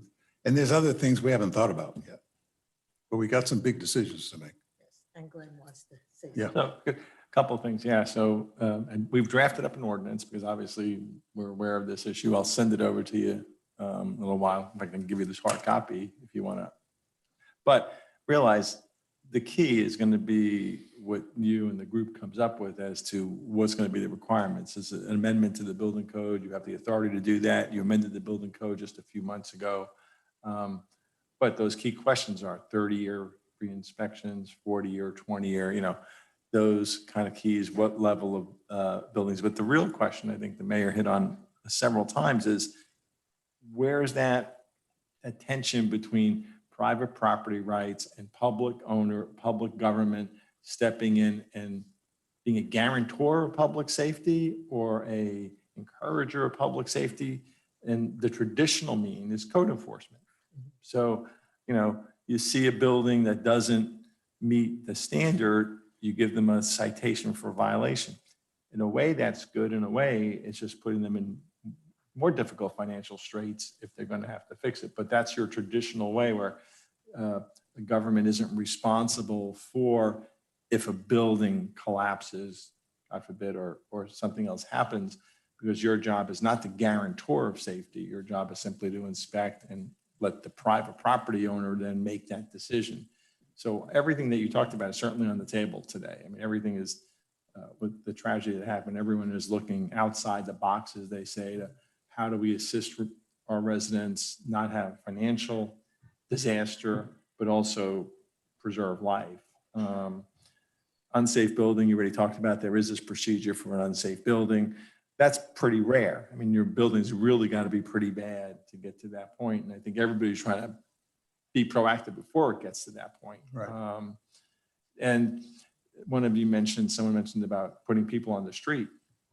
A neighboring city just less than 10 miles away had something like that 15 years ago, where code enforcement felt it was they didn't get the building official to declare it unsafe, which was in hindsight probably a mistake on their part, but they felt it was such a danger to the residents because it was a slumlord situation. The building was in bad shape. People got displaced, and the town wound up getting sued for displacing these people virtually in the middle of the night, which was not a well thought out plan. So there's all those factors and the liability issue, right? As long as you're staying in your lane of code enforcement and passing regulations, people can sue, but they're not going to be successful. Plus, don't want to step on people's rights. It's their building, it's their home. They have rights, and we do not want to invade on their rights. Exactly. That's the tension. That's yeah. How do you protect people from themselves is almost kind of what. I mean, my goal would be to make sure we don't get to the point where we have to toss people out in the middle of the night, that we don't let it get to quite there. That before then we say, look, this building is in danger of being condemned if you don't do X, Y, and Z. So there's at least some advanced knowledge. They're not taken by surprise. One place where I could see this going on a countywide or regional basis is what happens if you identify building X and it's in really bad shape and it needs to be work done and people cannot live there during the work. What's going to happen with those 100 or 200 or 300 families while that work's going on? Is the county, region, state going to set up a program almost like we just went through with COVID, where you're housing homeless people in hotels? These are, so many issues, so many questions, which I think go beyond the town of Highland Beach, but they're all potential consequences. So. Yep. Answers. Mayor? I have a question. Do we have any rental buildings in this town? Pure rental, buildings as opposed to condos? I wouldn't say like an apartment building, but we have units that are rented. Yeah, no, I was told, because there's a difference between an individual owner renting out their apartment and that an owner owning the building and renting each of the units in the building. That's two different things. Very few. John, did you want to say something? Yes, I appreciate the conversation, but I think it's probably a little further down the road. It would seem to me we have a problem, and our immediate focus must be, well, we got 10 threshold buildings that are over 50 years of age. Now, it would seem to me, before we get into all these other possibilities, we got to go after those 10 right away, or the 13 that are 50 years and over. I know that there was discussed by Jeff 3 floors and above. Well, I know some counties look at 5 floors and above, but it would seem to me we have to decide what the number of floors are. When was the last restoration done? The problem with that is most restorations are more cosmetic, except in the case of post-tension cables for balconies and that sort of thing. The real issue is the supports for the building. Some of those supports are not visible and are underneath the building. And so as I try to do some research on this subject, There are ways in which you can drill into the concrete to understand the moisture level and blah, blah. There's a lot of stuff that can be done, but the fact is we have to identify our most vulnerable buildings immediately. And I totally believe that this has to come from the mayor and the commission to all of the associations in town that we are going forward with a certification program. It's going to be legislated through the state, the county, and we're also going to do our own ordinance. But the fact is, and I've already suggested to Highland Beach Club, that we need them to consider putting money in their budgets right now for engineering work and data collection to support the certification by us, by the county, by whoever. But immediately, I think, let's identify the top priorities.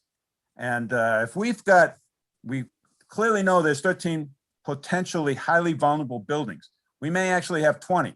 Well, over the next month or 2 months, how are we going to get to them like right away and start to understand how bad is it? And can we go for another 6 months without it being a problem? Like Representative Caruso kind of blew me away with the fact that, hey, Del Rey has a building they're holding it up with steel brackets on the outside. Well, that tells me that the process for condemning a property doesn't work. It certainly did not work in Surfside. And it sounds like it's not working in Del Rey. So, but I don't think, and I pray and hope that we're not dealing with a building that's in anywhere near that kind of bad shape. But again, it's a matter of priority. And then we can get to, what penalties can we issue? What is the process for condemning? How do we enforce? I think those are all great things that have to be resolved and that have to be identified, detailed, and a formal process approved. But again, I go back to what do we do now? And we may want to do an immediate rating system for some of these buildings. We've got 47 threshold buildings. Maybe it's a green, yellow, red kind of rating system that we alert them based upon what we've seen, at least on a cursory basis. It's a green, red, or yellow situation. Well, actually, I don't agree. I've Because we're not doing it. They have to do it. I'm sorry. Go Yeah, ahead. I'd like to make some comments too. Yeah, I think a lot of these buildings, especially the ones that are over 40 years, the 40 to 50-year-olds, they have gone through the certification 40 years. Have they? No. Yeah, I think I've lived in one of them and I know for sure they did the 40 year. It's 50 years old now. And I know 10 years ago, when I lived there, it went through the certification program. So just because the county doesn't require it, doesn't mean that these buildings didn't do the 40-year Exactly. certification. So I think, in my opinion, actually, I think the ones that are 35 to 40 years old, the ones that haven't yet done it, are the most at risk. Well, I really like the idea of the letter personally. And what I would include as part of the letter is if you have done a certification, send it to us. it would be a good idea which I imagine they've already done this, but to inform all your residents so that everybody is aware, and perhaps inform all your residents of what action has taken place to date. Because I know there are several buildings that have already addressed it, even though the county is not requiring it. The other thing that's important, so I like that because that is an immediate thing that we can do without overreaching and without doing something with unintended consequences. Because my concern as I hear this discussion is the overreaching, like unintended consequences of things. I would highly I really like the idea of the uniform approach, getting all our heads together, Boca, Palm Beach County, all the oceanfront people who are most impacted, involved in this discussion, not just coming from a small group of people. I really do think it needs to be from people who engineers, that it is their profession and they are the most educated on this subject.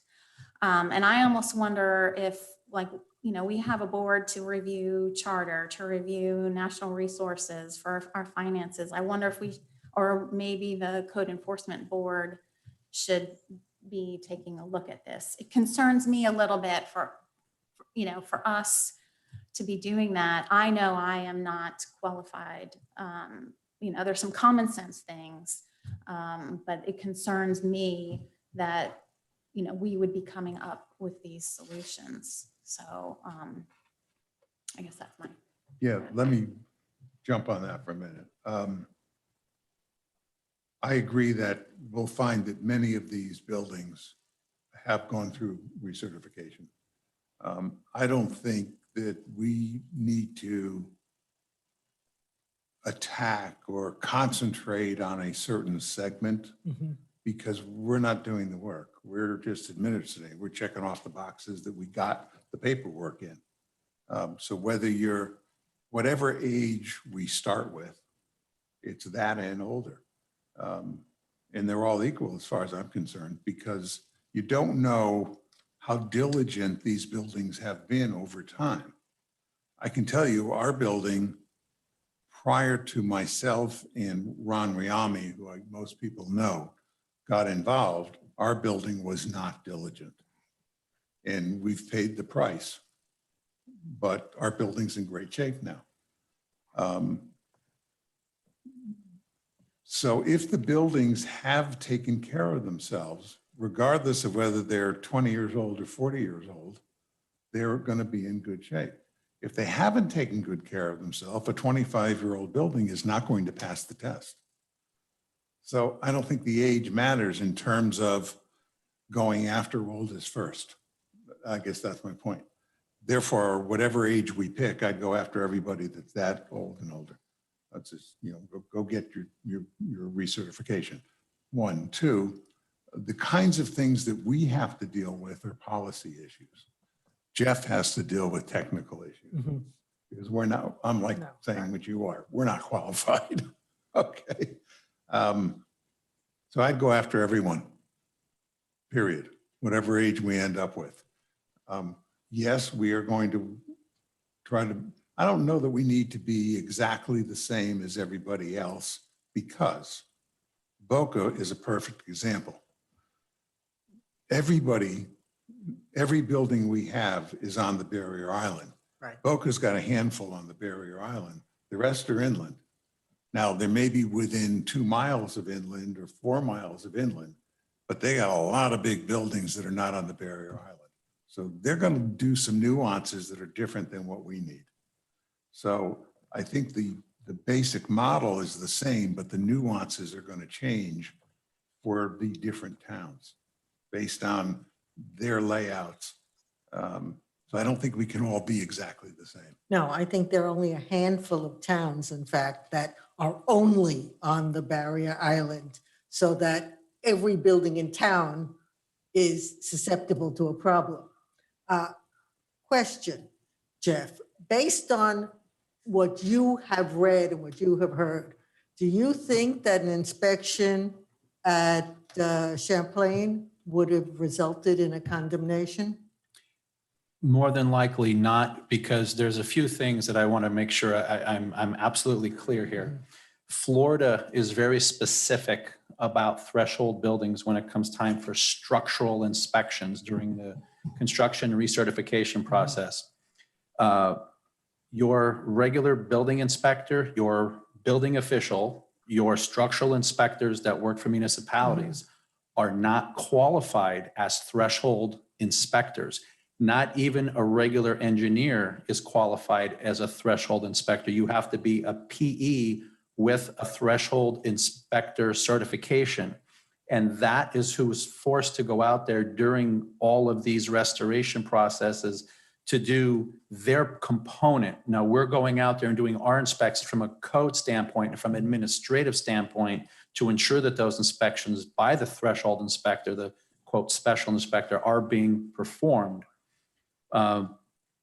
So I just wanted to make that very, very clear. I think the big thing, this is really going along the lines of your question, is it's not necessarily inspection by the city. It's the report has to have specific criteria in it, letting you know what you have to do. And in the case of Champlain, it is very possible that maybe they should have recommended immediately shoring specific areas.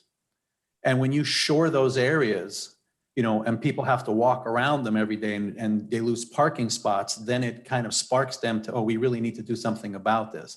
So I think it's about being proactive. It's not as though every building is going to fall down, but it's, maybe they don't have the money or they can't get a contractor in a timely fashion. But in the meantime, the engineer is going to specify the shoring, the temporary shoring of the building around columns and, temporary supports to hold that building, proactively prior to them starting construction. So that's another component of this that we discussed at the county level that I brought this up. What does the report need? I have a report from one of the from one of the condos, and I'm going through it, and it says severe, needs further investigation, minor, moderate. Okay, well, what does needs further investigation mean? Now you have to do something more invasive. And to Commissioner Shoemaker's excellent point earlier, a lot of this work is cosmetic in nature. Now, waterproofing isn't cosmetic, but we've had a building in particular who just signed a contract to start at $1.8 million worth of restoration, but that was above the garage. It had nothing to do with the actual pilings and the foundation.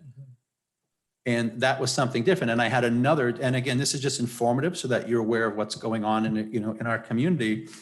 I had another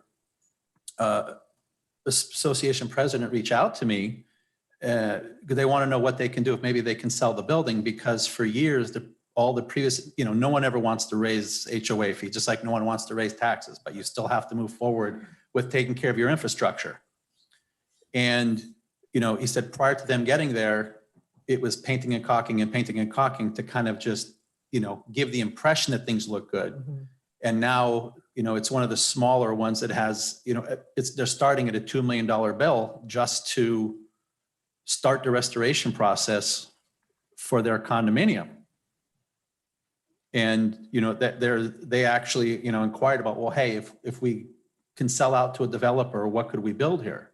And I was like, well, you can go 50 feet high, and RMH, you can do 18 units per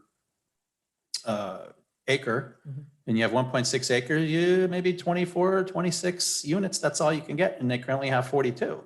So now they're like feeling as though they're forced to spend the money on the restoration, which is, it's going to be, you can only restore so many times. I also think that if you get a report that says, look, you've got to shore this up right now and then deal with it, you only let them shore it up for a specific period of time. Agreed. Because you don't want them to say, okay, we'll shore it up and then we can play with our residents or our owners to see how we can work this out. That doesn't work. No. Shoring up doesn't last long. Okay, one thing very important, I just want to correct you. We don't give any credit to Shoemaker. Okay. That correction is duly noted. Thank you. Your reference, that's it. All right. Thank you, Mayor.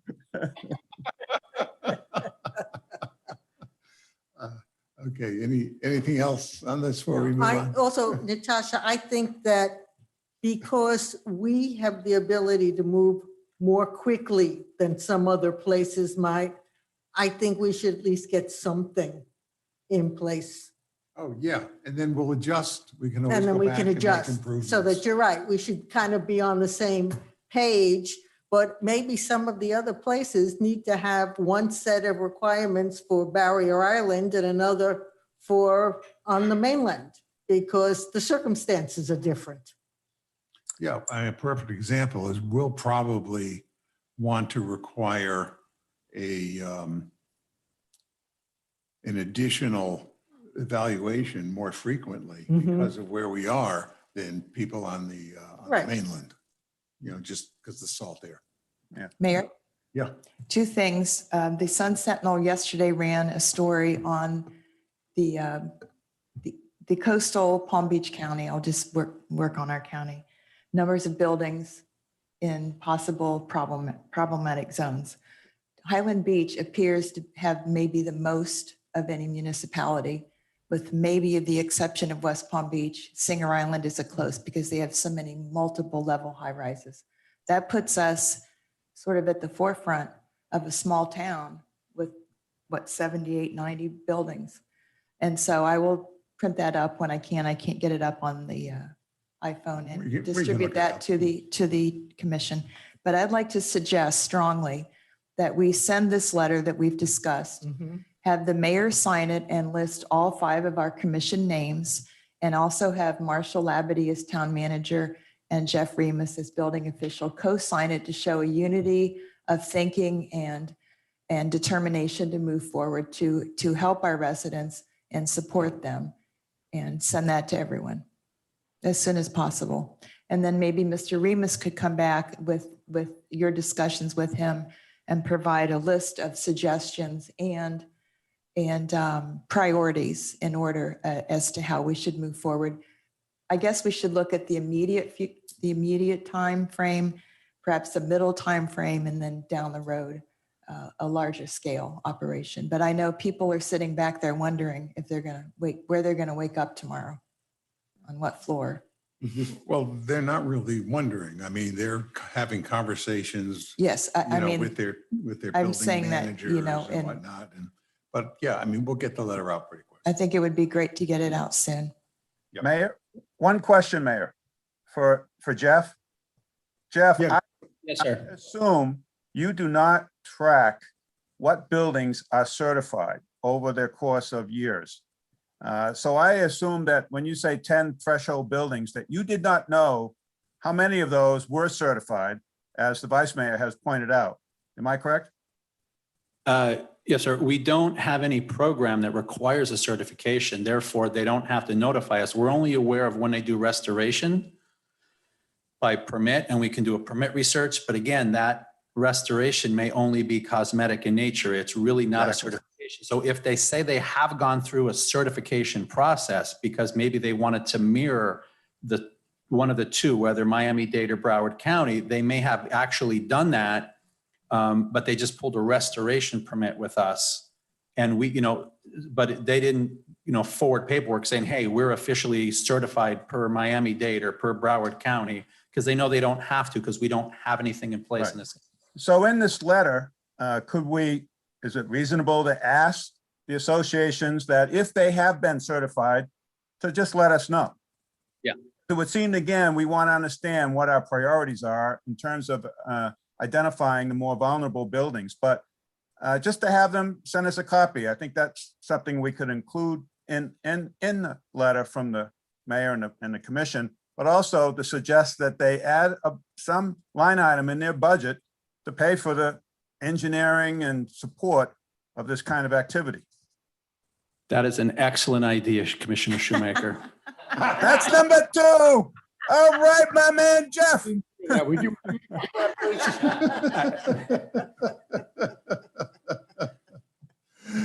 Okay, move on to the next. Thank you, Jeff. You got it. Thank you. Okay, next would be, we need to designate a delegate for the Florida League of Cities to be our voting representative. I nominate Peggy Gossett. I second that nomination. I heard it. Oh, wait. Are you willing to accept that? Yes, sir. And maybe I'll just rehyphenate my name again, Peggy Gossett Seidman League. There you go. Thank you very much for your confidence. You have our confidence, and thank you for Yes, sir. accepting it. Thank you. Okay. Let I us saw move. that with Representative Caruso.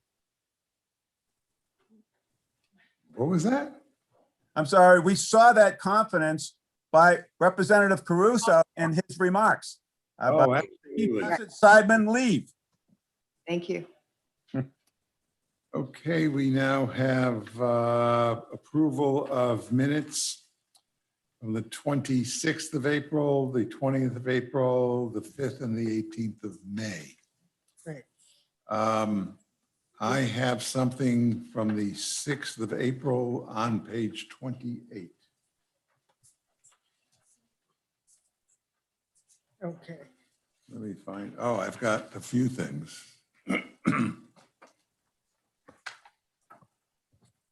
Second paragraph, middle of the paragraph, starting with the word without, says without obtaining a permit unless it is waived, determined by the town's public works director. And I just had a question on what that meant. So, Page 28, yeah, Yes. page 28, second Paragraph starts paragraph. further discussion. further discussion following the prohibited. Is that what you're talking about? Yes. Right? Well, it's a long sentence. I guess I could start at the beginning. Further discussion followed about prohibiting news racks, dome-shaped buttons no more than 4 inches in height with a diameter no less than 6 inches without metal or wood stakes. The process for a property owner to engage in constructing or installing new trees in the right-of-way and swale area without obtaining a permit unless it is waived or determined by the town's public works director. I would have to look, I believe that language, that's what was discussed. And I also did look at some supporting documents related that was in the revised ordinance as well. I think part of that really was meant that people didn't have to get a permit to replace a tree, is what we were trying to But this say. is saying These are just, you can do this without obtaining a permit unless it's waived. Well, you don't need a permit unless the permit's waived. You know, they probably should Let be, me- you can do it without a permit unless you're told that you can't. Then it goes on, next point, reviewing and cross-referencing the state of Florida Department of Transportation codes related, you need the word to related to, utility easements. okay. Then it goes on, looking at the city of Boca Raton's regulations for swales and utility companies requesting approval from the town prior to Okay, digging in the right of way. okay. Then the next paragraph, first sentence, town planner Allen explained that the intent of the current revised ordinance, I don't know what that means. Explain that the intent of the current revised ordinance. So basically, I'll take that out, and I was gonna say, Actually, maybe she take out the explained word that. the intent of the current, the ordinance was revised. So she pretty much explained the intent of that current ordinance, so. You could just remove the word that and it would Right. stand as a complete Exactly. sentence. Okay, Okay. You're right, the word that makes it a little difficult to understand. okay. Anybody have anything else on April 6th minutes? Yes, I do. Okay, Evelyn? Okay, it's on page 31. Page 31. Yeah, I have some questions, really. It says, okay. Starts with Speaker of the Florida House of Representatives explained the state is cracking down on internet piracy and issues they found with professors in Florida with ties to China. What does that mean? I don't know where you are. She's on the third bullet Right. under On page 31. Commissioner Gossick Simon's Oh, I was on the wrong page. comments. Right. And then it says something about the Moffitt Cantor Center was harboring a government of China. Should be government representative, Government Because, yeah, I didn't think they representative. could harbor a government. right?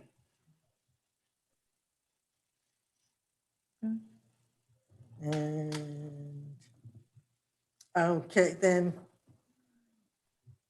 if you go down to the next one, it says Florida has 47 million visitors in 1 year, and this year the state is down $20 million in visitors.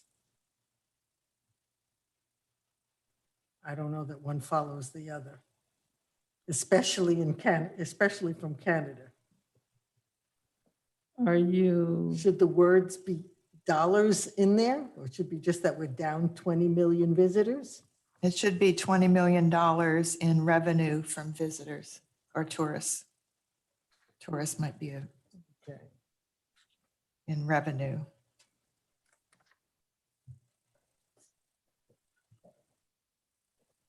And the next sentence, it's for every dollar spent by a tourist in Florida, it saves every dollar in Florida, $3.27.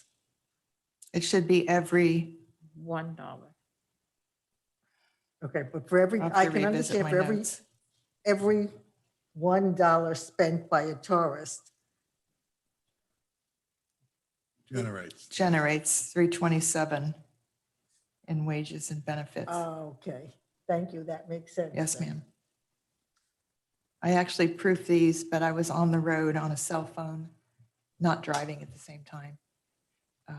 But it was difficult to proof on a cell phone, so. Impossible.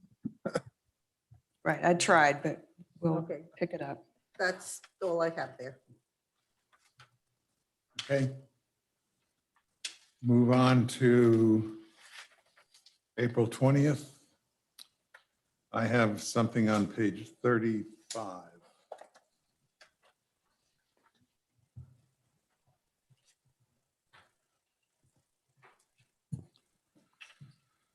Under 10A, third bullet, to send a rescue truck to a 911 call in Delray, not in Highland Beach. I had that same thing. Mm. And then the following full paragraph. 1, 2, the third sentence starts with fire and rescue against the contract with our town. That's all I had. Anybody have anything else on April 20th? No. Okay. May 5th. That, by the way, should be May 4th, not May 5th. Wait a minute, I do have something on page 38. Oops, went too fast. Page 38. Yeah. Okay, it's under B, and it's at the end of the first bullet. It says, in the event the appropriation's not going through, and getting this done sooner than the 3R project. What does not going through mean? You're on the first bullet? Oh, the first. First On the bullet under first- B, the very last Sentence. That's sentence. Oh, repetitive, in the event the just appropriations take not out, going through, Just just going through twice. Twice, That's right, all. remove that. Take out the first or the second going through. Is not going through and getting this done sooner. it should read is not going through, comma. And then we need a noun in there, someone.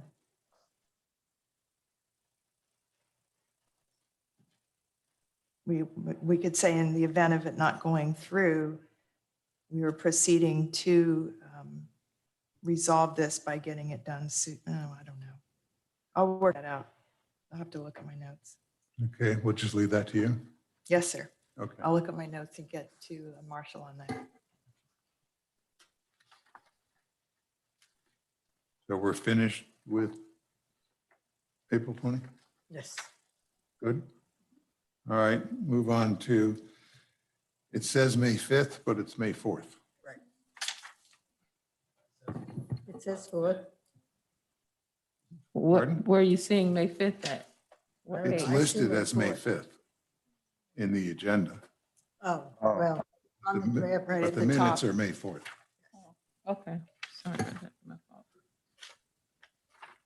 I have an issue on page 44 and then page 45 to follow. 44 and 45.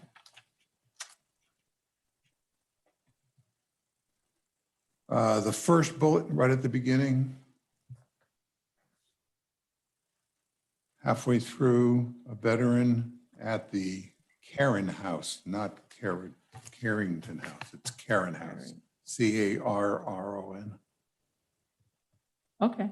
And then on page 45, right after the second paragraph, first bullet. What is that second word, the stance in there? Stand and there being nothing. Where are you at? Which? It's my pen went through it, so I'm not sure what that word is, but I circled it. The something and there being nothing It's the town stand, could do. S-T-A-N-D. Are you under your comments or? Yes. Yeah, it starts with Mayor Hillman inquired about the report. Oh, maybe that's, He spoke about the following, and then the first Sand. bullet is the something. the sand, excuse me, SAND. Sand, okay, got it, okay. That's all I had on May 4th. Anybody have anything else on that day? No, okay. sir. May 18th, anybody have anything? I have a trivial comment. On page 52, it's not a big deal, but second last bullet.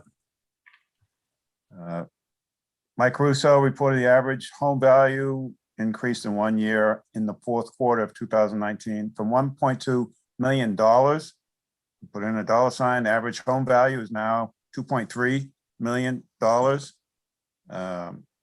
which nearly doubled. That's all. Yep, he's right. Good find. No, it's an excellent find.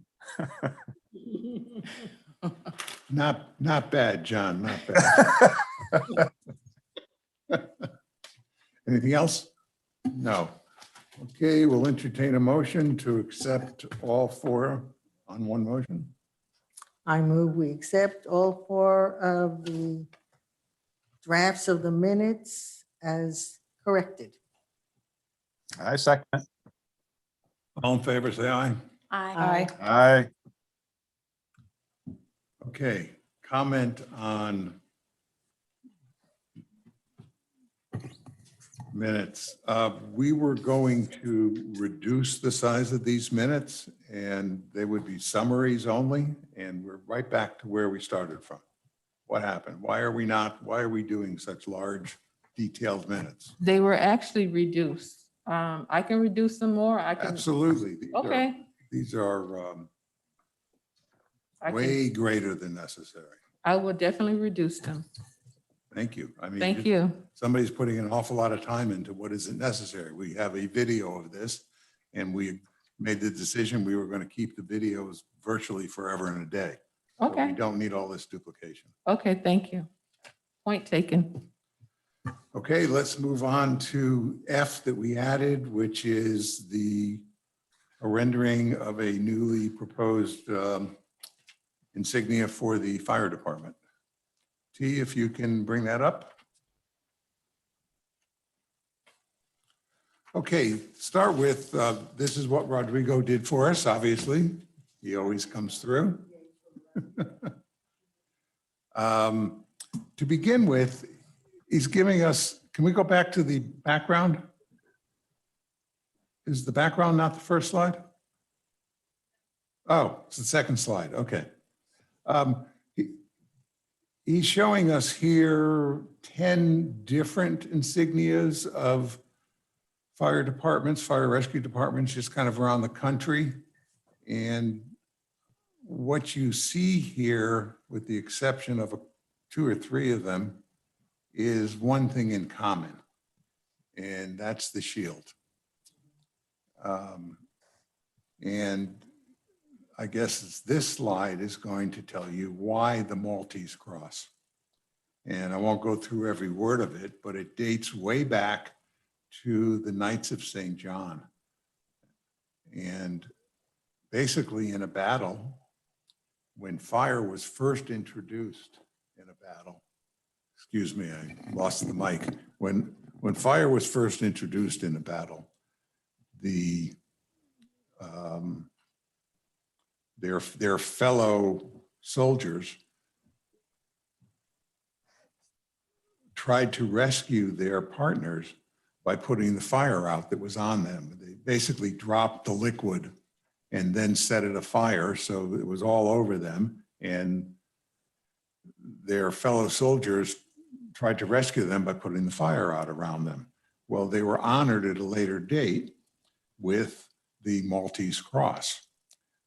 It wasn't called the Maltese Cross at the time, though.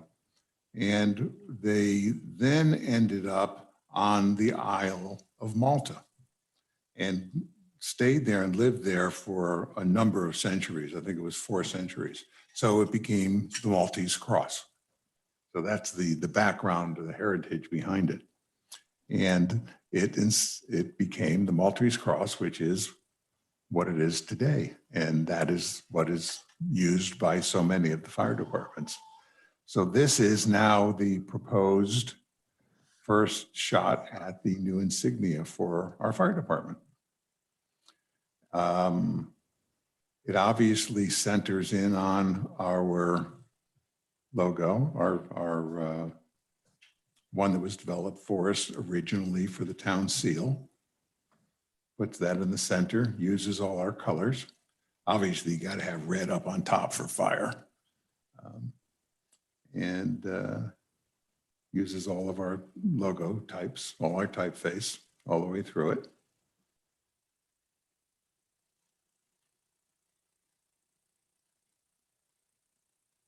Do we have one more slide, I think? There we go. And there are a number of different, there's hatchets, there's fire hydrants, there's all different pieces that we could put on either side of it. Rodrigo selected these 2. He thought it was a good balance. I like it. Pretty cool. Okay, let's put it back up. There we go, great. So open for discussion, no pride of authorship here. What do we like? What don't we like? Do we like it as is? We want to make changes in it. One thought from somebody was that on the left-hand side where we've got the ladder and the helmet, they would rather see the EMS logo, which if you can point to that, it's on the Vancouver there. See the blue piece there? They would rather see that there as opposed to the ladder and the helmet. That could obviously be done in red over there. That was one idea. Another idea was they thought that the black outlining might be a little too heavy. That could be thinned up or it could be eliminated. Obviously, if it's eliminated, we're not going to get the depth in it. So if anything, I would thin it up a little bit more.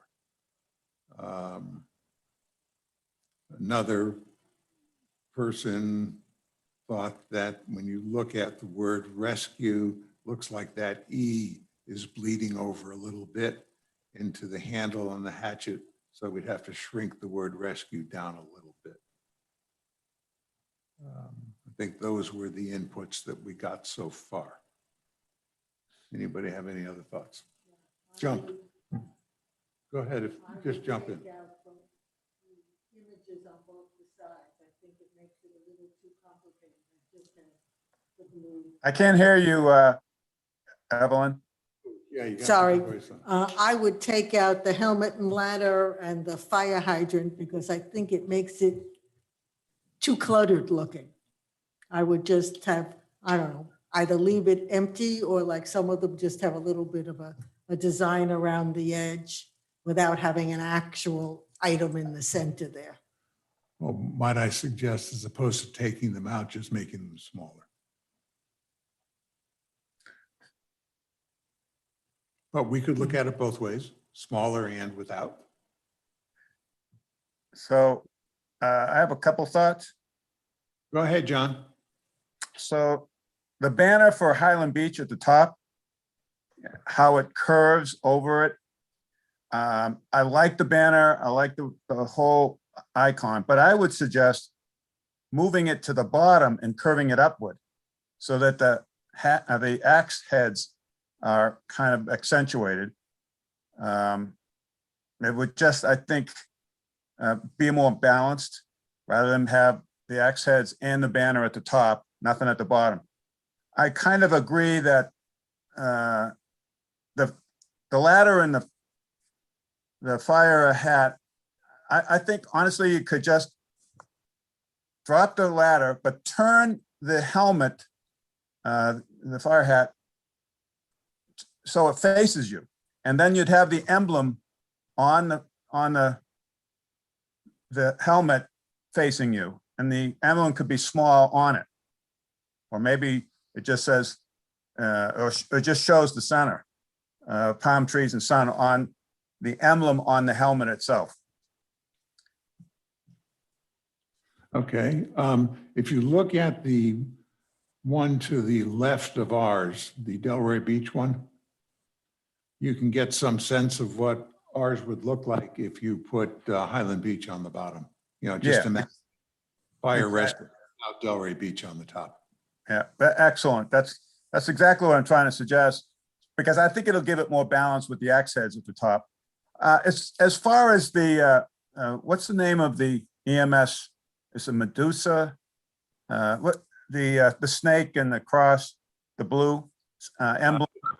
Cardouche. It's the Cardouche, isn't it? Yeah, Cardouche. Okay, so I think that should go where the fire plug is. Now, then you might say, yeah, blue on blue, but maybe the center on each side should be white.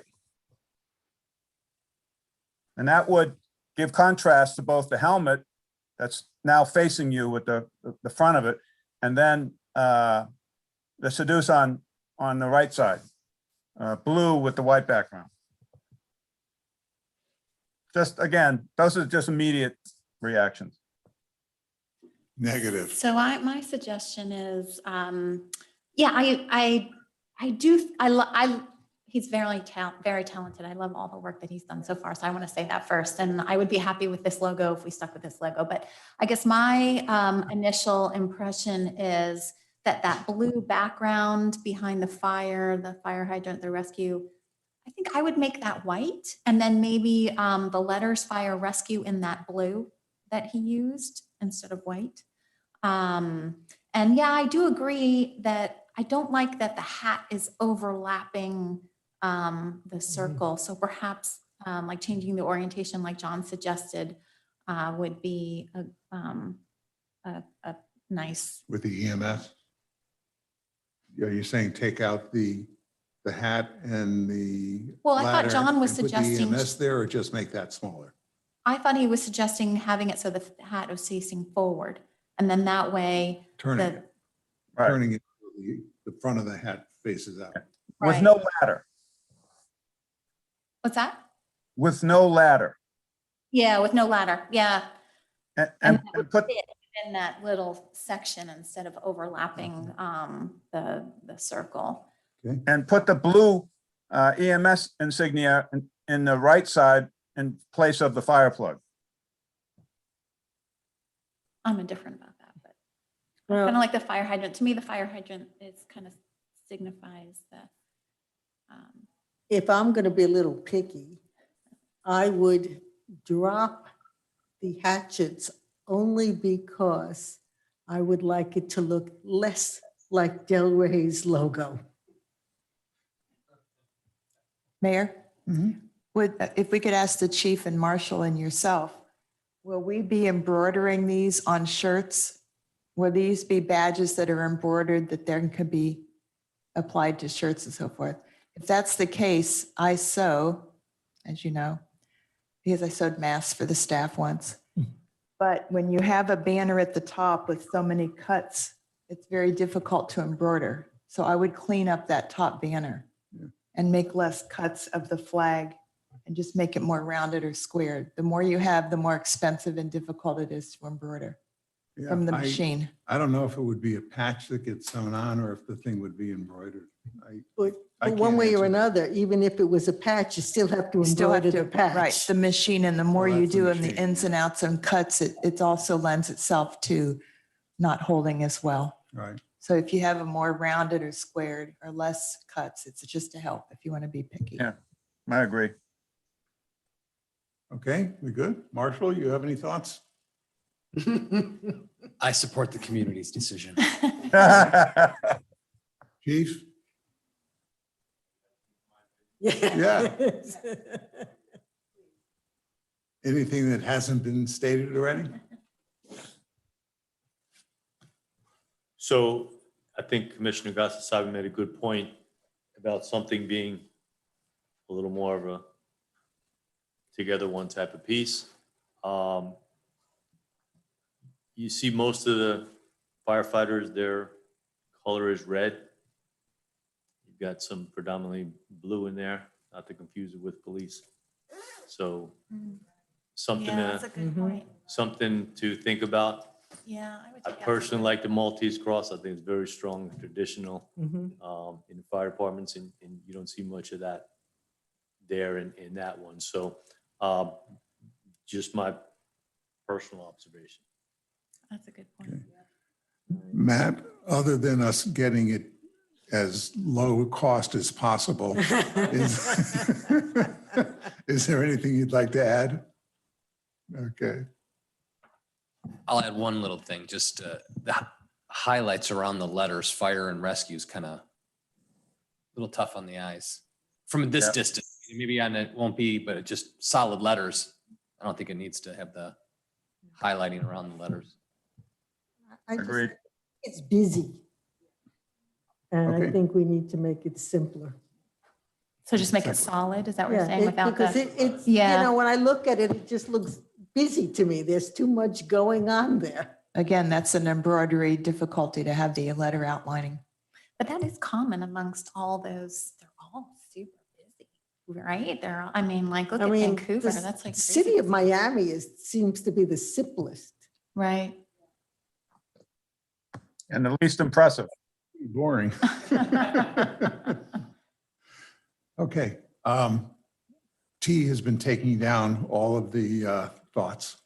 In advance, we asked her, she volunteered. Actually. Well, You volunteered her. yes. yeah, I did. I did, but she never says no. Okay, we will share all of this input with Rodrigo, and some of the ideas will end up getting to the next generation. Some will not, but he'll incorporate as many as he thinks makes sense for our final. Okay, and then we'll be back to you with some additional renditions. Okay, thank you all. Let's move on. Comments?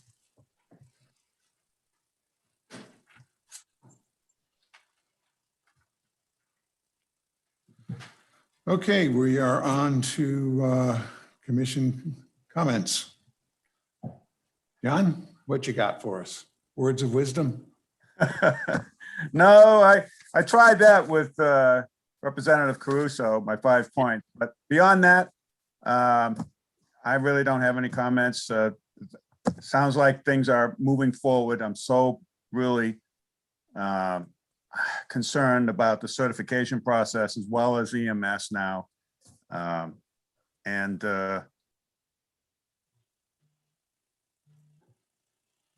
that seems to be getting a lot of attention. So that's a great thing. Thank you. I hope that came through. Yep. Okay, Evelyn? Okay, couple of things. I liked that the state, they're focusing on no rioting as opposed to peaceful demonstrations. I think that's a great idea. I know that while we don't have the particular problem here, in New Jersey, a lot of the small towns on the Jersey Shore are putting into effect curfew hours because their governor has in essence tied the police hands and said that they really can't do anything with underage kids.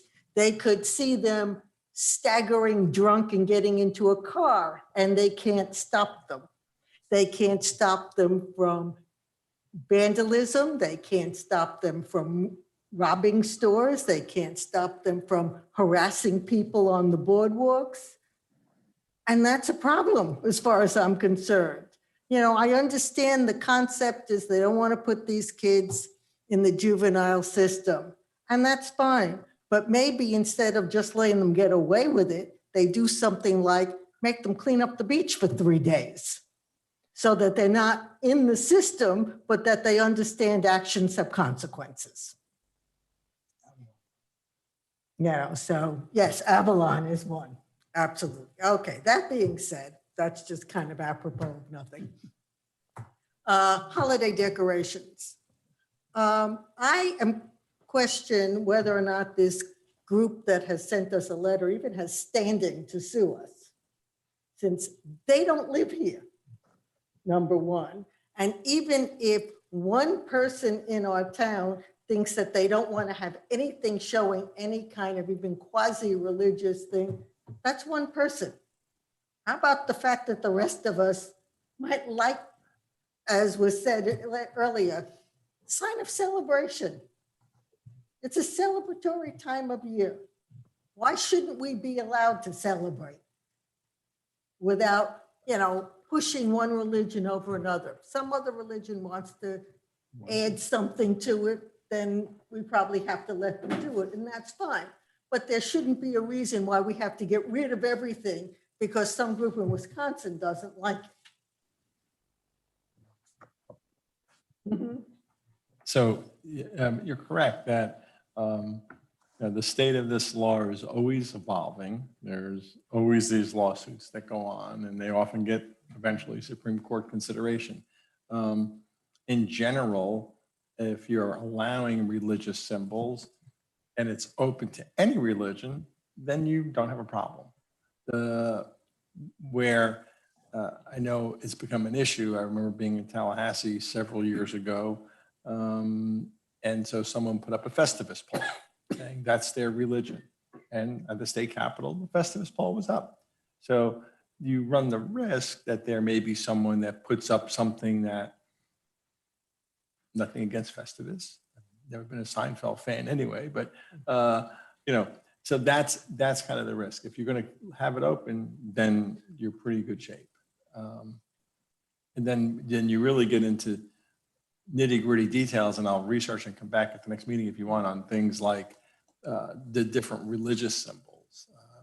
If you don't want to open it up to everything, then how far can you go and still keep it, quote, secular? Okay, but I don't see where, first of all, I don't think that we owed them a duty of a response, to be quite frank. They didn't like that we didn't respond, as far as I'm concerned, too bad. We don't owe them a response. And I also don't want to see somebody from someplace else come in and make us get rid of everything. Bully us. We don't need a bully. So what are you proposing? I'm proposing that we keep doing what we've been doing. That Agreed. if someone in the town wants to add something for a different religion, I think as long as it's tasteful and, you know, kind of fits within everything else, fine. But I don't think we should let someone come in and tell us we can't have anything. Len? Well, again, I'd like to research it a little more than just coming up quickly today and give you something a little more detailed. But if the commission's direction is that you'd like to keep, I'm not asking you to make that direction today either, that's not fair. But if you'd like to keep the general tone and tenor of what we've had, then I'll come back and tell you basically how far we can go and what we need to do. The general tone and tenor as last year. Yes. Not previous years. Last year. I'm, yes, Or just to was be it 2 years ago? specific here. I guess the year before COVID, right? Was it 2 years Well, ago? Didn't we have it last year? Last year. It was 2 years. Was 2 years ago, yeah. I remember being out there. It was a little cool that night. So that was the menorah and what? Crash. The nativity scene The was nativity gone, scene. or Well, was there? Okay. 2 year, the one that I think Glenn was referring to is when we had linebacker size Yes. wise men. Yes. And we had a 600-pound baby Jesus. It was really big. And I do this just off color, and then we had the 9.5 foot or 12-foot dreidel out front. Too. Yeah. Those were like a little, Over from the what top? the community responded was a little bit But that's, garish, I think was the word that was thrown on but at that time. It was a that's little all- bit over the That's all top. gone. That's history. Now we just have our older nativity scene and then our menorah out front that we light up. Okay. And you're proposing we continue with that? Yeah. And you're shaking your head. You want to continue with that? Yes, sir. I think it sounds as if the gentleman who spoke today has some knowledge of legal precedent. Then I'm happy to have Glenn look into that. But I find it hard to believe we're being bullied by people 1,600 miles away. If we took a Democratic vote, I would say it would be like 7,000 to 2 to keep them. Okay. I'm good with being consistent with what we've done. You're in the okay to past. stay with it. I know John is. We have not responded to these 2 letters. Nope. And you're going to take a look at it. Yes. Okay. I'm okay with all that. I just don't want this to end up having a life of its own. And we spend a lot of time on it. We have other things that I think are of greater importance and priority. Like fire department, like older buildings that we just started talking about. And if this starts taking up too much of our time, I mean, I agree with everybody that, we shouldn't be bending to somebody like this, but if all of a sudden we're spending a lot of time on it, it's not worth the fight, my opinion. So we'll do the research and try and get it as close to being okay as we can within the concept. And to say it this way, but worst comes to worst, they file a lawsuit. Okay. And at that point, decide what to do with that. But as Commissioner said, there may not be anyone locally who wants to join that lawsuit. And there may not be a resident who does that. So let me do a little more research. Again, the last time I looked at this was probably 6 months ago. I do remember that the dreidel was okay in the example of the case, but I'll do some research and report back next meeting. Sounds good. Okay. Got anything to share with us? A report? We're doing the report? Yeah, I do. So the individual who lived in the condo on Russell had a comment about his water bill. Right. And I guess I just want to emphasize to everyone, when you're looking at your water bill, you really have to focus on what usage is underlying that water bill. So when you compare what it was under the previous rate structure to the current rate structure, you can't look at the previous bill because your usage is most likely different. So in order to calculate the true impact of what the new rates are on any condominium, on any individual home, you have to use your current bill that has your current usage, because the rates and the flat rate are all a function of that. And I am happy to recalculate anybody's bill. I have it in a spreadsheet, and I honestly, I take me down. I volunteer to respond to any question about a bill because it's very simple for me to recalculate it. And John had actually mentioned it at a previous meeting, like maybe we should be a little proactive and, calculate this for some of the condos. And so I did request bills for the condos that we did the sample bills for, and part of this whole analysis, the small units, the large units, the low usage, the average usage, the high usage. And I think I found a problem with the way the bills are being calculated. So in coming up with the projections and the way I thought that the rates were to be calculated, so for example, with the water usage, you calculate where you fall in the tiers and all that kind of stuff based on each individual unit. So a condo might have 2,000 gallons on a bill for 138 units. So when you calculate the water usage, it's about, 14 or 15, that falls into the tier. And so you do your tier rating that way. But unfortunately, it looks like the sewer was not done that way. So the condos, especially the ones with the most amount of units, did not get the full sewer usage Correct. rate. So unfortunately, when I did the calculation, like there's one condo that their bill was $4,500 less than it should have been. 45. Yeah, because they did not, because what happens is, let's say you have 138 units, they got hit, we capped the maximum sewer usage at 20. They had 2,000 gallons worth of usage. So their sewer usage got capped at 20 gallons instead of each individual unit had 15. And so they should have gotten that $2.41. If I could just jump in, it was a good catch. So what the billing software did is it went and considered a unit a meter on the sewer side. So we have to push the water calculation concept into the sewer, and it didn't do that. So basically it saw it as one customer, Right.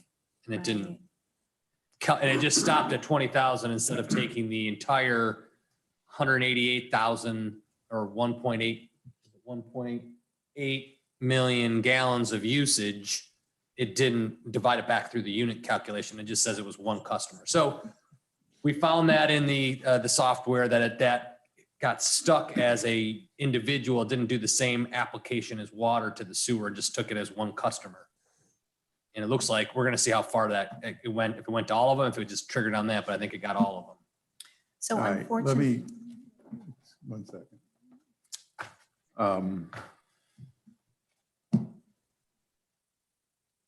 This is why I wanted the damn report. Plain and simple. Okay? After the billing went out, we wanted the report against the plan. And I asked Natasha if she wouldn't follow up on what John was asking for, and that's why she was doing what she was doing. But we should have had the report. The report would have shown it.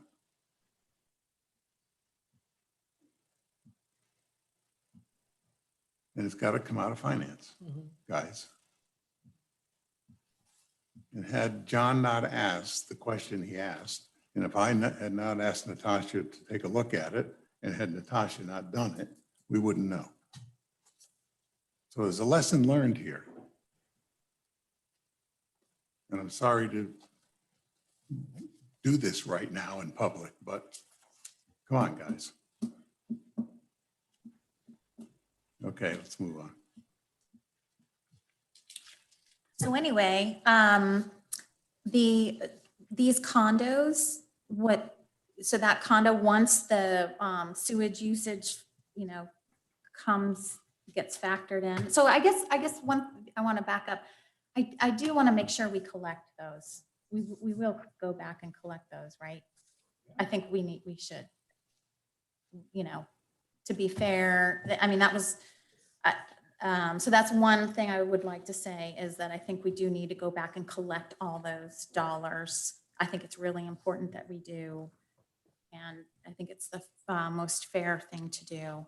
Because actually, without collecting that, that condo actually saw a decrease of 11% in their bill. Instead of what they should have gotten was an 18% increase.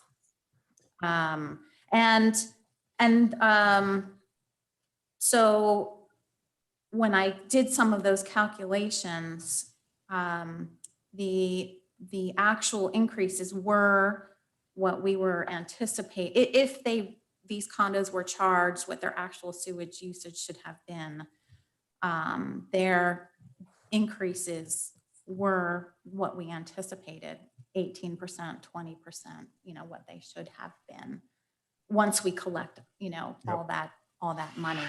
So I can't emphasize enough because I've already seen, single family homes, some complaints have come up to me, and it all boils down to the water usage. You have to look at your water usage. That's, Sure. that's underlying every bill.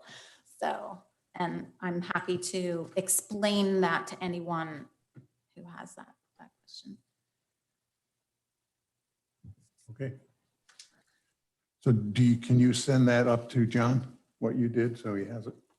You were going to look at that versus the tax savings.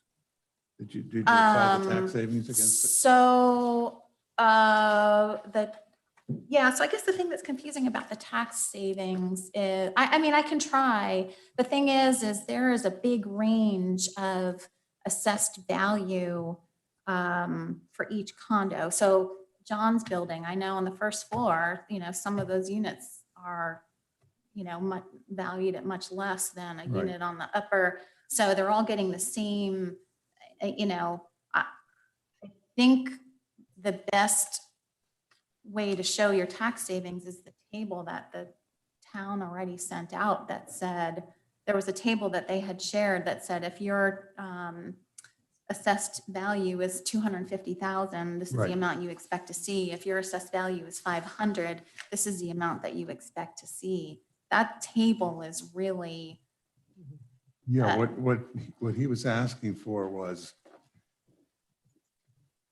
if you apply the tax savings against the increased amount that you're going to pay for water, doesn't come anywhere as close to breaking even.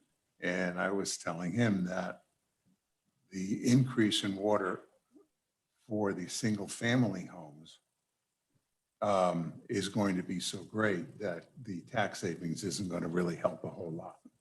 However, it might help in some of the condos. And that's what you were going to take a look at as well. so there are 138 units in this one condo that I looked at. The condos on the first floor with no view are valued at 250,000.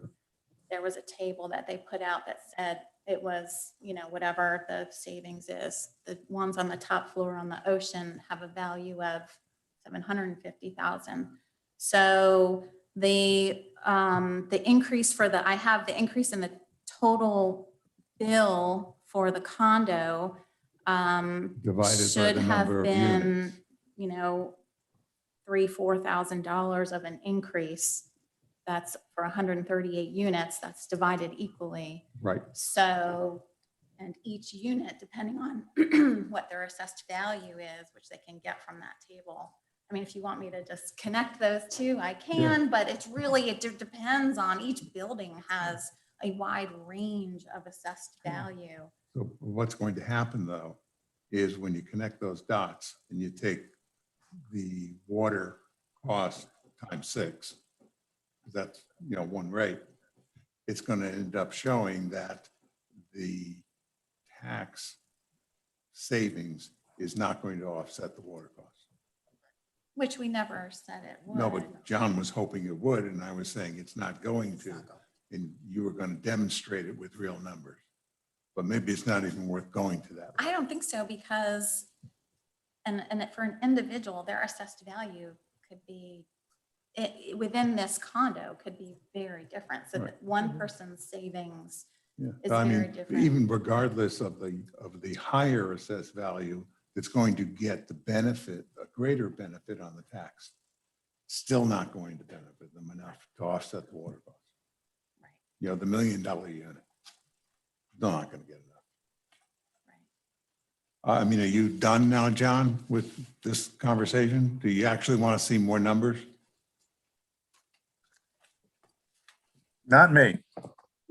Okay, so thank you for doing it. Yeah, sure. Okay. Peggy, on to you. Yes, thanks, Mayor. Just one comment. We had just infrequent discussions over the years regarding a lobbyist, and what Representative Caruso alludes to is true. A lot of the decisions in appropriations occur in the wee hours in a smoke-filled cigar room and with 2 or 4 guys of the Senate and House making final cuts before it gets to the governor.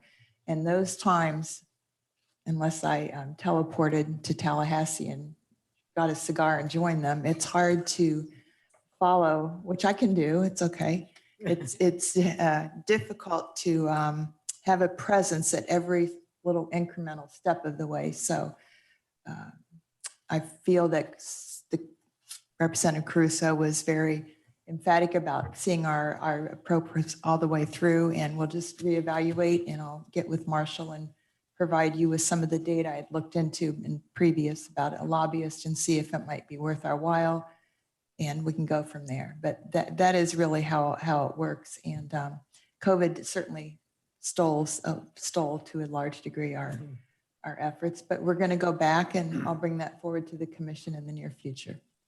And thanks to everyone.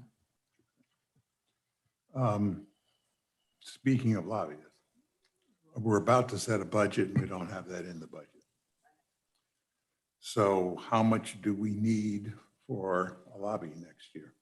Lobbyist next year? Sure. Well, I'd look into this 2 years ago and I've spoken to 3 people at Representative Caruso's suggestion in the past. The $80,000 level is out of the question. We don't, that would be someone who services Boca, West Palm Beach, Jupiter. And there are 2 of his recommendations who fell in the range of 20 to 50,000 per year, but we wouldn't need to spend that amount if we didn't have an appropriation that would gain incrementally and would offset that cost. So I'll provide that data to Marshall to provide to you all, and then we can see at what point that would be useful for us. Perhaps with the fire department, we might need some assistance there, and so we could twin that with future approach for our infrastructure. The other point is there are so many more grants and federal dollars out there following COVID that also sort of offset the need for a probes immediately. And I do want to add that it's not very well known, but the League of Cities nationally is almost solely responsible for forcing the issue of federal dollars being provided to smaller towns and municipalities in the light of COVID to help with restructuring and bouncing back. They have just done an amazing job. They don't get enough credit. They're a national organization. Is there anything we can do at the session next month when we're all there? Yes, probably. Okay, well, I'll leave it in your hands. Yes, We're sir. there. So if you want us to Absolutely. get together with anybody, let us know. Great, that would be great. And also these folks have offered to come in and speak to us at a meeting and to Marshall. Anytime. So I'll organize that in the near future, in the next week. Okay. Thank you. Matt, Marshall, maybe we should, don't shake your head.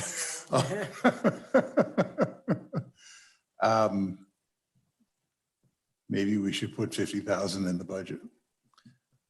Well, we've got about 20 we carved out, so we could take a look to see if we can find another 30. So we'll see where we can find those dollars. And again, I think it would be appropriate to say what we ask them to go after too.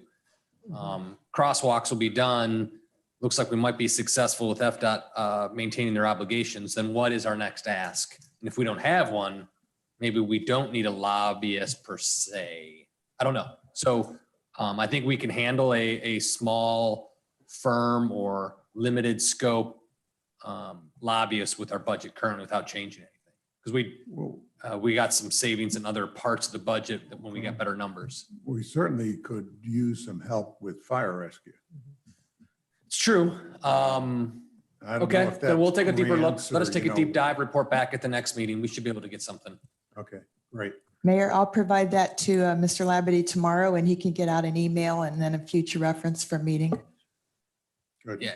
Because it's Okay. all organized. We'll just pick, if we could just pick a number. I don't know if we have to have all the details yet for the budgetary purposes. And I did have some consulting services in the manager's budget that was unassigned. So we do have some dollars there. So let us take a closer look. Leave it to you guys. Yeah. Peggy, okay. Yes, do ma'am. you know if it's possible to do it on a request by request basis as opposed to a yearly basis? Yes, I believe that that is an option, especially for two of these firms who are more sized to our needs.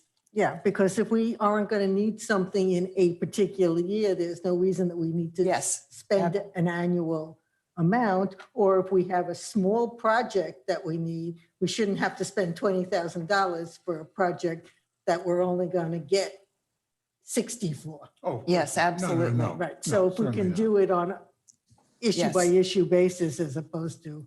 Absolutely. No, I was just trying to see, is there a way to provide some money? If we don't use it, then we don't use it. Yes, absolutely. That would work. And I might add that that Marshall and Teresa and I have been able to put forth the original filings without difficulty. It's not like we can't do that. It's really in the generalized movement of the bills as they get towards the end where you almost need a guy there reminding I mean, I've gone through and I think that my first year with last year, COVID kept us out of the courthouse, totally kept everyone out, League of Cities, lobbyists, everyone. But I visited, I think, 64 senators and representatives and brought forth our data, our photos, and it passed all the way to the governor's desk, 2 approps until COVID axed it. So it can be done. We just need that guy up there in Tallahassee to knock doors at the last minute. So I absolutely, Evelyn, I think we can do that. Okay. Thank you. One other thing, T and I were discussing the written communications that we mail. And we came up with a thought, want to share it with the commission, see what everybody thinks. We basically have the communications that go out as the manager's minutes that Marshall spends a great deal of time on, and T does as well. And then we have the letters that we all write. And the thought came to us that it might be worthwhile for the manager's minutes to go out every other month, and then our letters to go out every other month. And that way, each month, something gets mailed to homeowners or residents. It also frees Marshall up from the task of writing one every month, which is a timely event. And it's hard to come up with materials that don't duplicate themselves as well. Okay. So, and it would save us I think it's a couple $1,000s every month, 2,500, something like that, to mail these things. So it would be a cost savings, but at least we would have something in the mail every month, one from us, one from the manager. Good idea? Everybody'd like it? Okay, done. Unless Marshall disagrees and wants to do his every month. I love writing. So if you want me to write all the time, I would be more than glad to. No, it makes sense to spread that cost. Postage continues to grow and that starts to become a pretty sizable budget item. Yeah, so we'll pick up a couple of dollars there. We'll put that against the potential lobbyist, offset that cost. Okay, good. All righty. That's all I have. Move it on to Glenn. My only comment was going to be Marshall almost snatched defeat from the jaws of victory there and getting out of having to do a letter every month.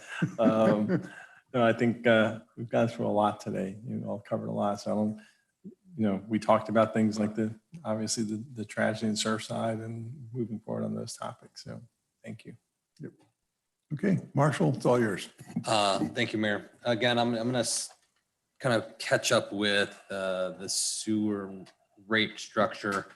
As I'm being informed, it appears we have some technical difficulties with the software program to implement the schedule as we created. We will work through it. So just please stand posted.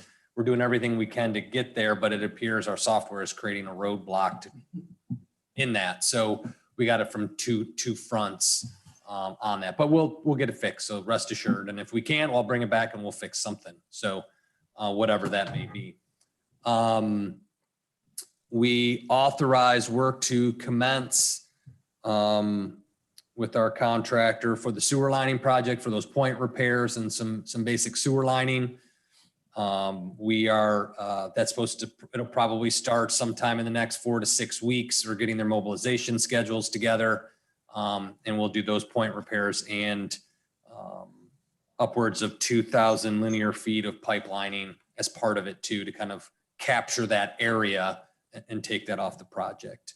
Also, we have completed the side streets video cameraing. We got a couple problems in Bellito.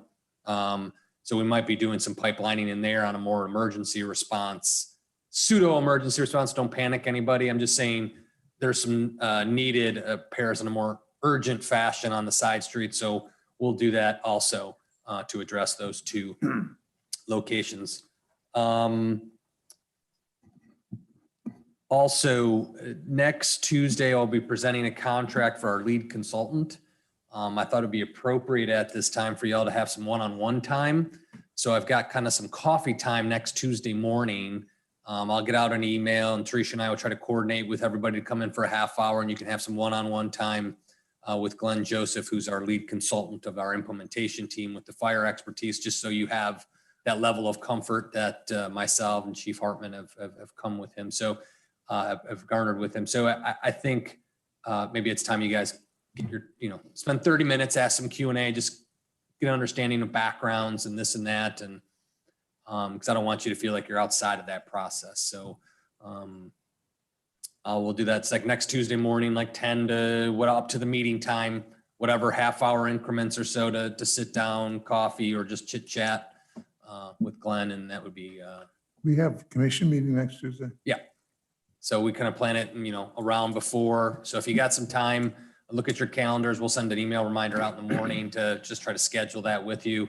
He'll be here, just some Q&A, share your thoughts, your ideas. I think those would be a good time to start that. And after the contract's executed, then next week, our internal implementation team will start doing our initial lifts on what are our next steps, what tasks are front, and move the record forward. There's some things I'll share with you in confidence afterwards, but progress is being made. We're moving on that schedule. Still looking at the colors of the fonts and stuff. I'm a little hung up on some of that, but I have updated it and I will be sure to share at the next meeting. And maybe I'll show 2 comparisons to see how everybody feels on this color coordination. However, it made sense, but then it started being a lot of colors for me. But if you guys want, that's no problem. So again, 10 to 12:30, 1 o'clock next Tuesday, the one-on-one with the consultant would be great. Other than we did a lot with the recertification process. I'm glad Glenn's got a draft. It gives us a jumping off point so we can keep that momentum and continue to push that forward. Other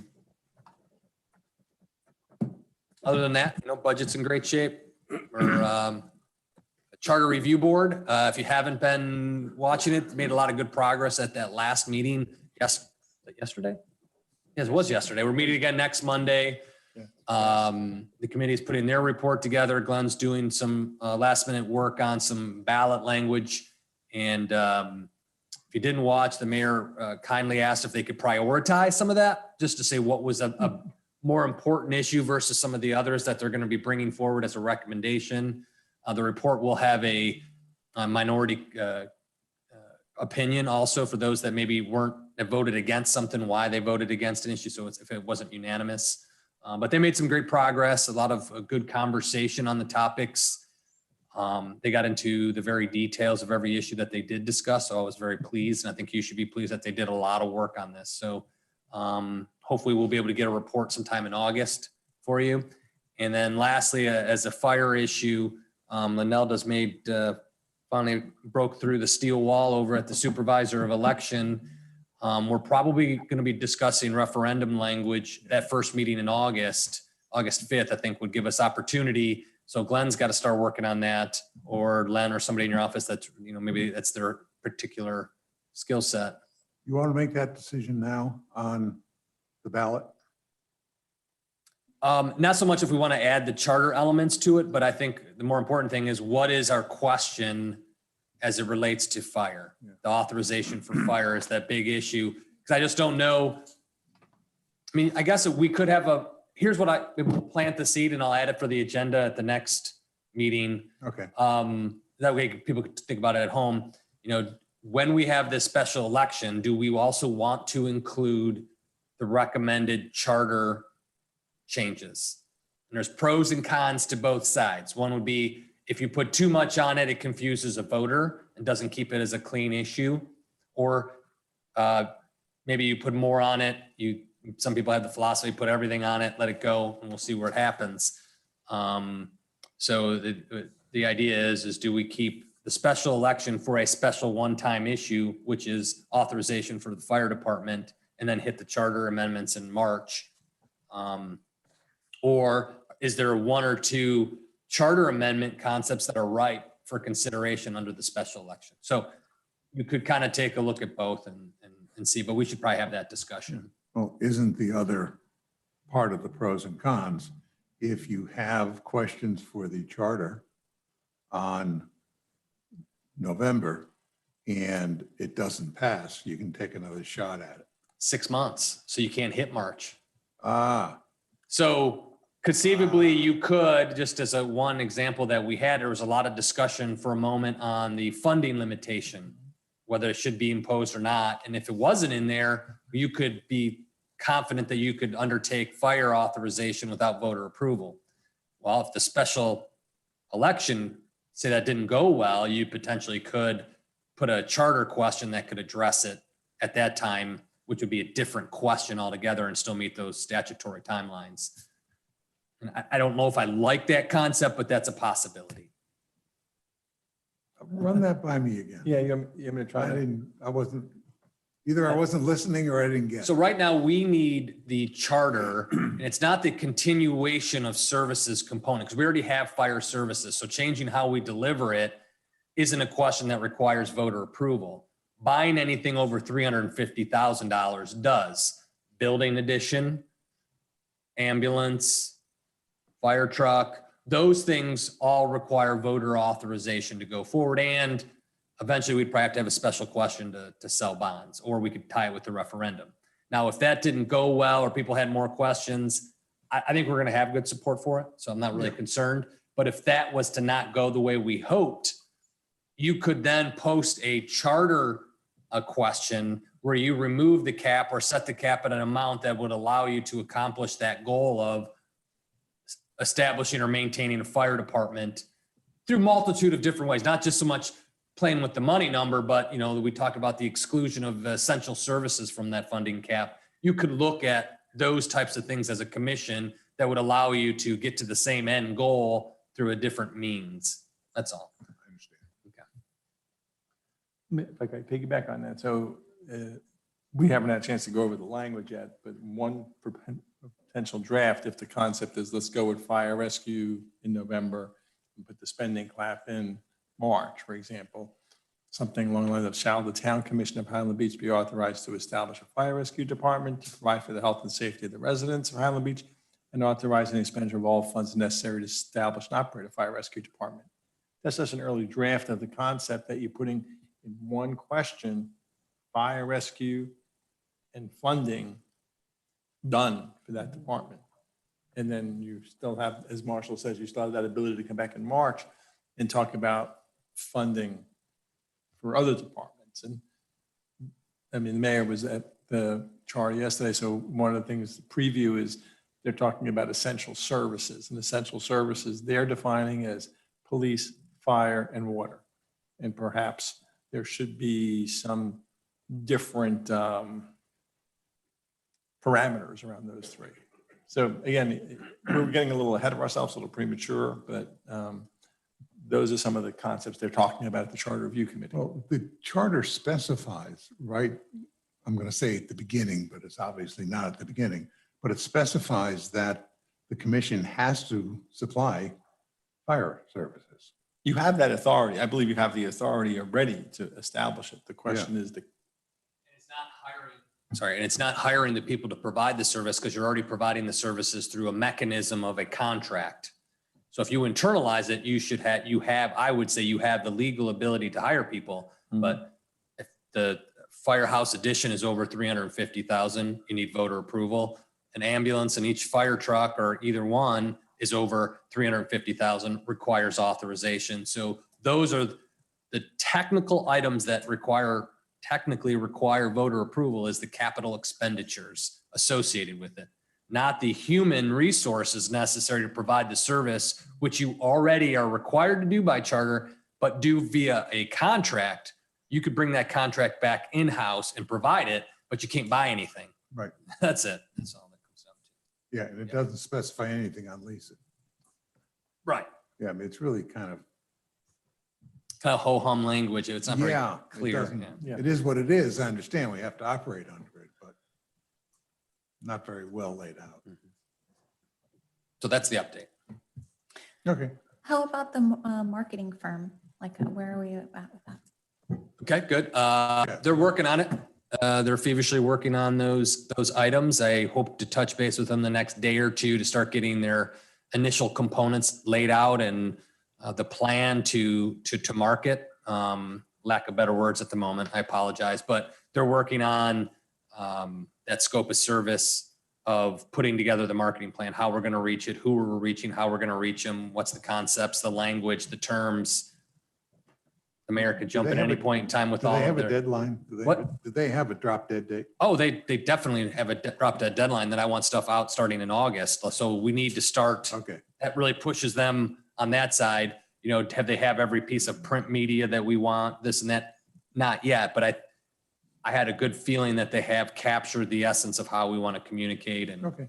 along with that, an idea that has come up in conversation that we hope to roll out that I've told some, maybe not all, is to start having, and I got Lois working on this out of the library, food truck Thursdays, a couple in September, a couple in October, to welcome folks in, to mingle, to be educated, meet with commissioners, talk about community issues, create that sense of community. COVID's kind of locked us away from each other for so long.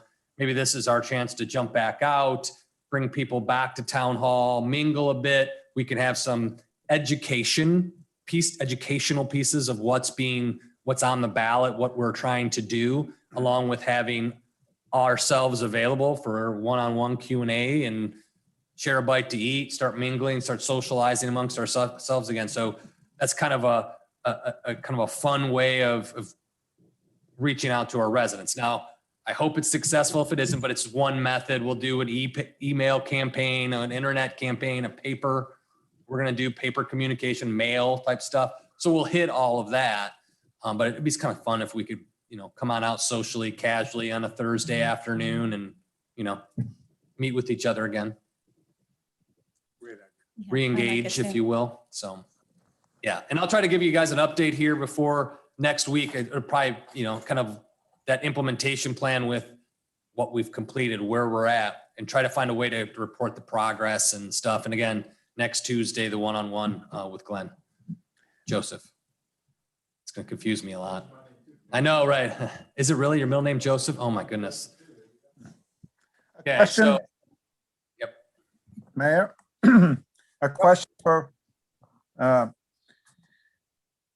town manager. I think it was about 7 months ago that we developed a list of town strategic priorities and planned events on our list. And I think it might be time, don't you think, to kind of update that? Because on that list, I looked at it, we completed a lot. And I give Marshall a great deal of credit. A lot of that's been done. But now we have kind of a new list, especially now with things like certification. And at the same time, we're kind of getting away from some that's on the list that we don't really talk about much anymore, like Milani Park or dune restoration, that sort of thing. So would it make sense, and would you agree that we should put together another new list of strategic priorities for the town that we can all agree on? That's on your agenda for next week. So it's coming. So everybody's well timed with their questions and it's all scheduled for next Tuesday. So because we staggered from the holiday. Teresa bang on the glass. She's starting to work on it. There you go. So she's on it, starting to get those. I did not know that. I'm sorry.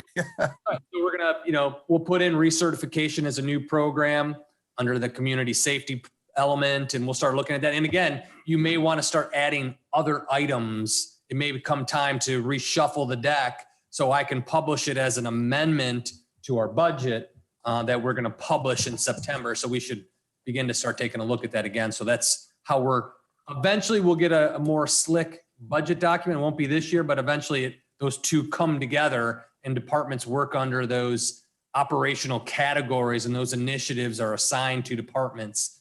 It's kind of there, but it's going to get better each year as we kind of assimilate those documents or align those documents together. Mayor, Very good. I have one small final item. To aid to our PR efforts for anyone in town who might be under 5 years old, while on travel, I found a Paw Patrol ready to help the fire department. Marshall is a fire pup. Amongst other things. There you go. And his best friend is Rocky, who's my dog. And I could not resist, so I'm donating this to our cause of PR among the youngsters and leaving it in Marshall's office. You gotta love that. Could not believe it. Very good. It's a great way to end the meeting. Okay, 4:52, we are adjourned. Thank you all. Thank you.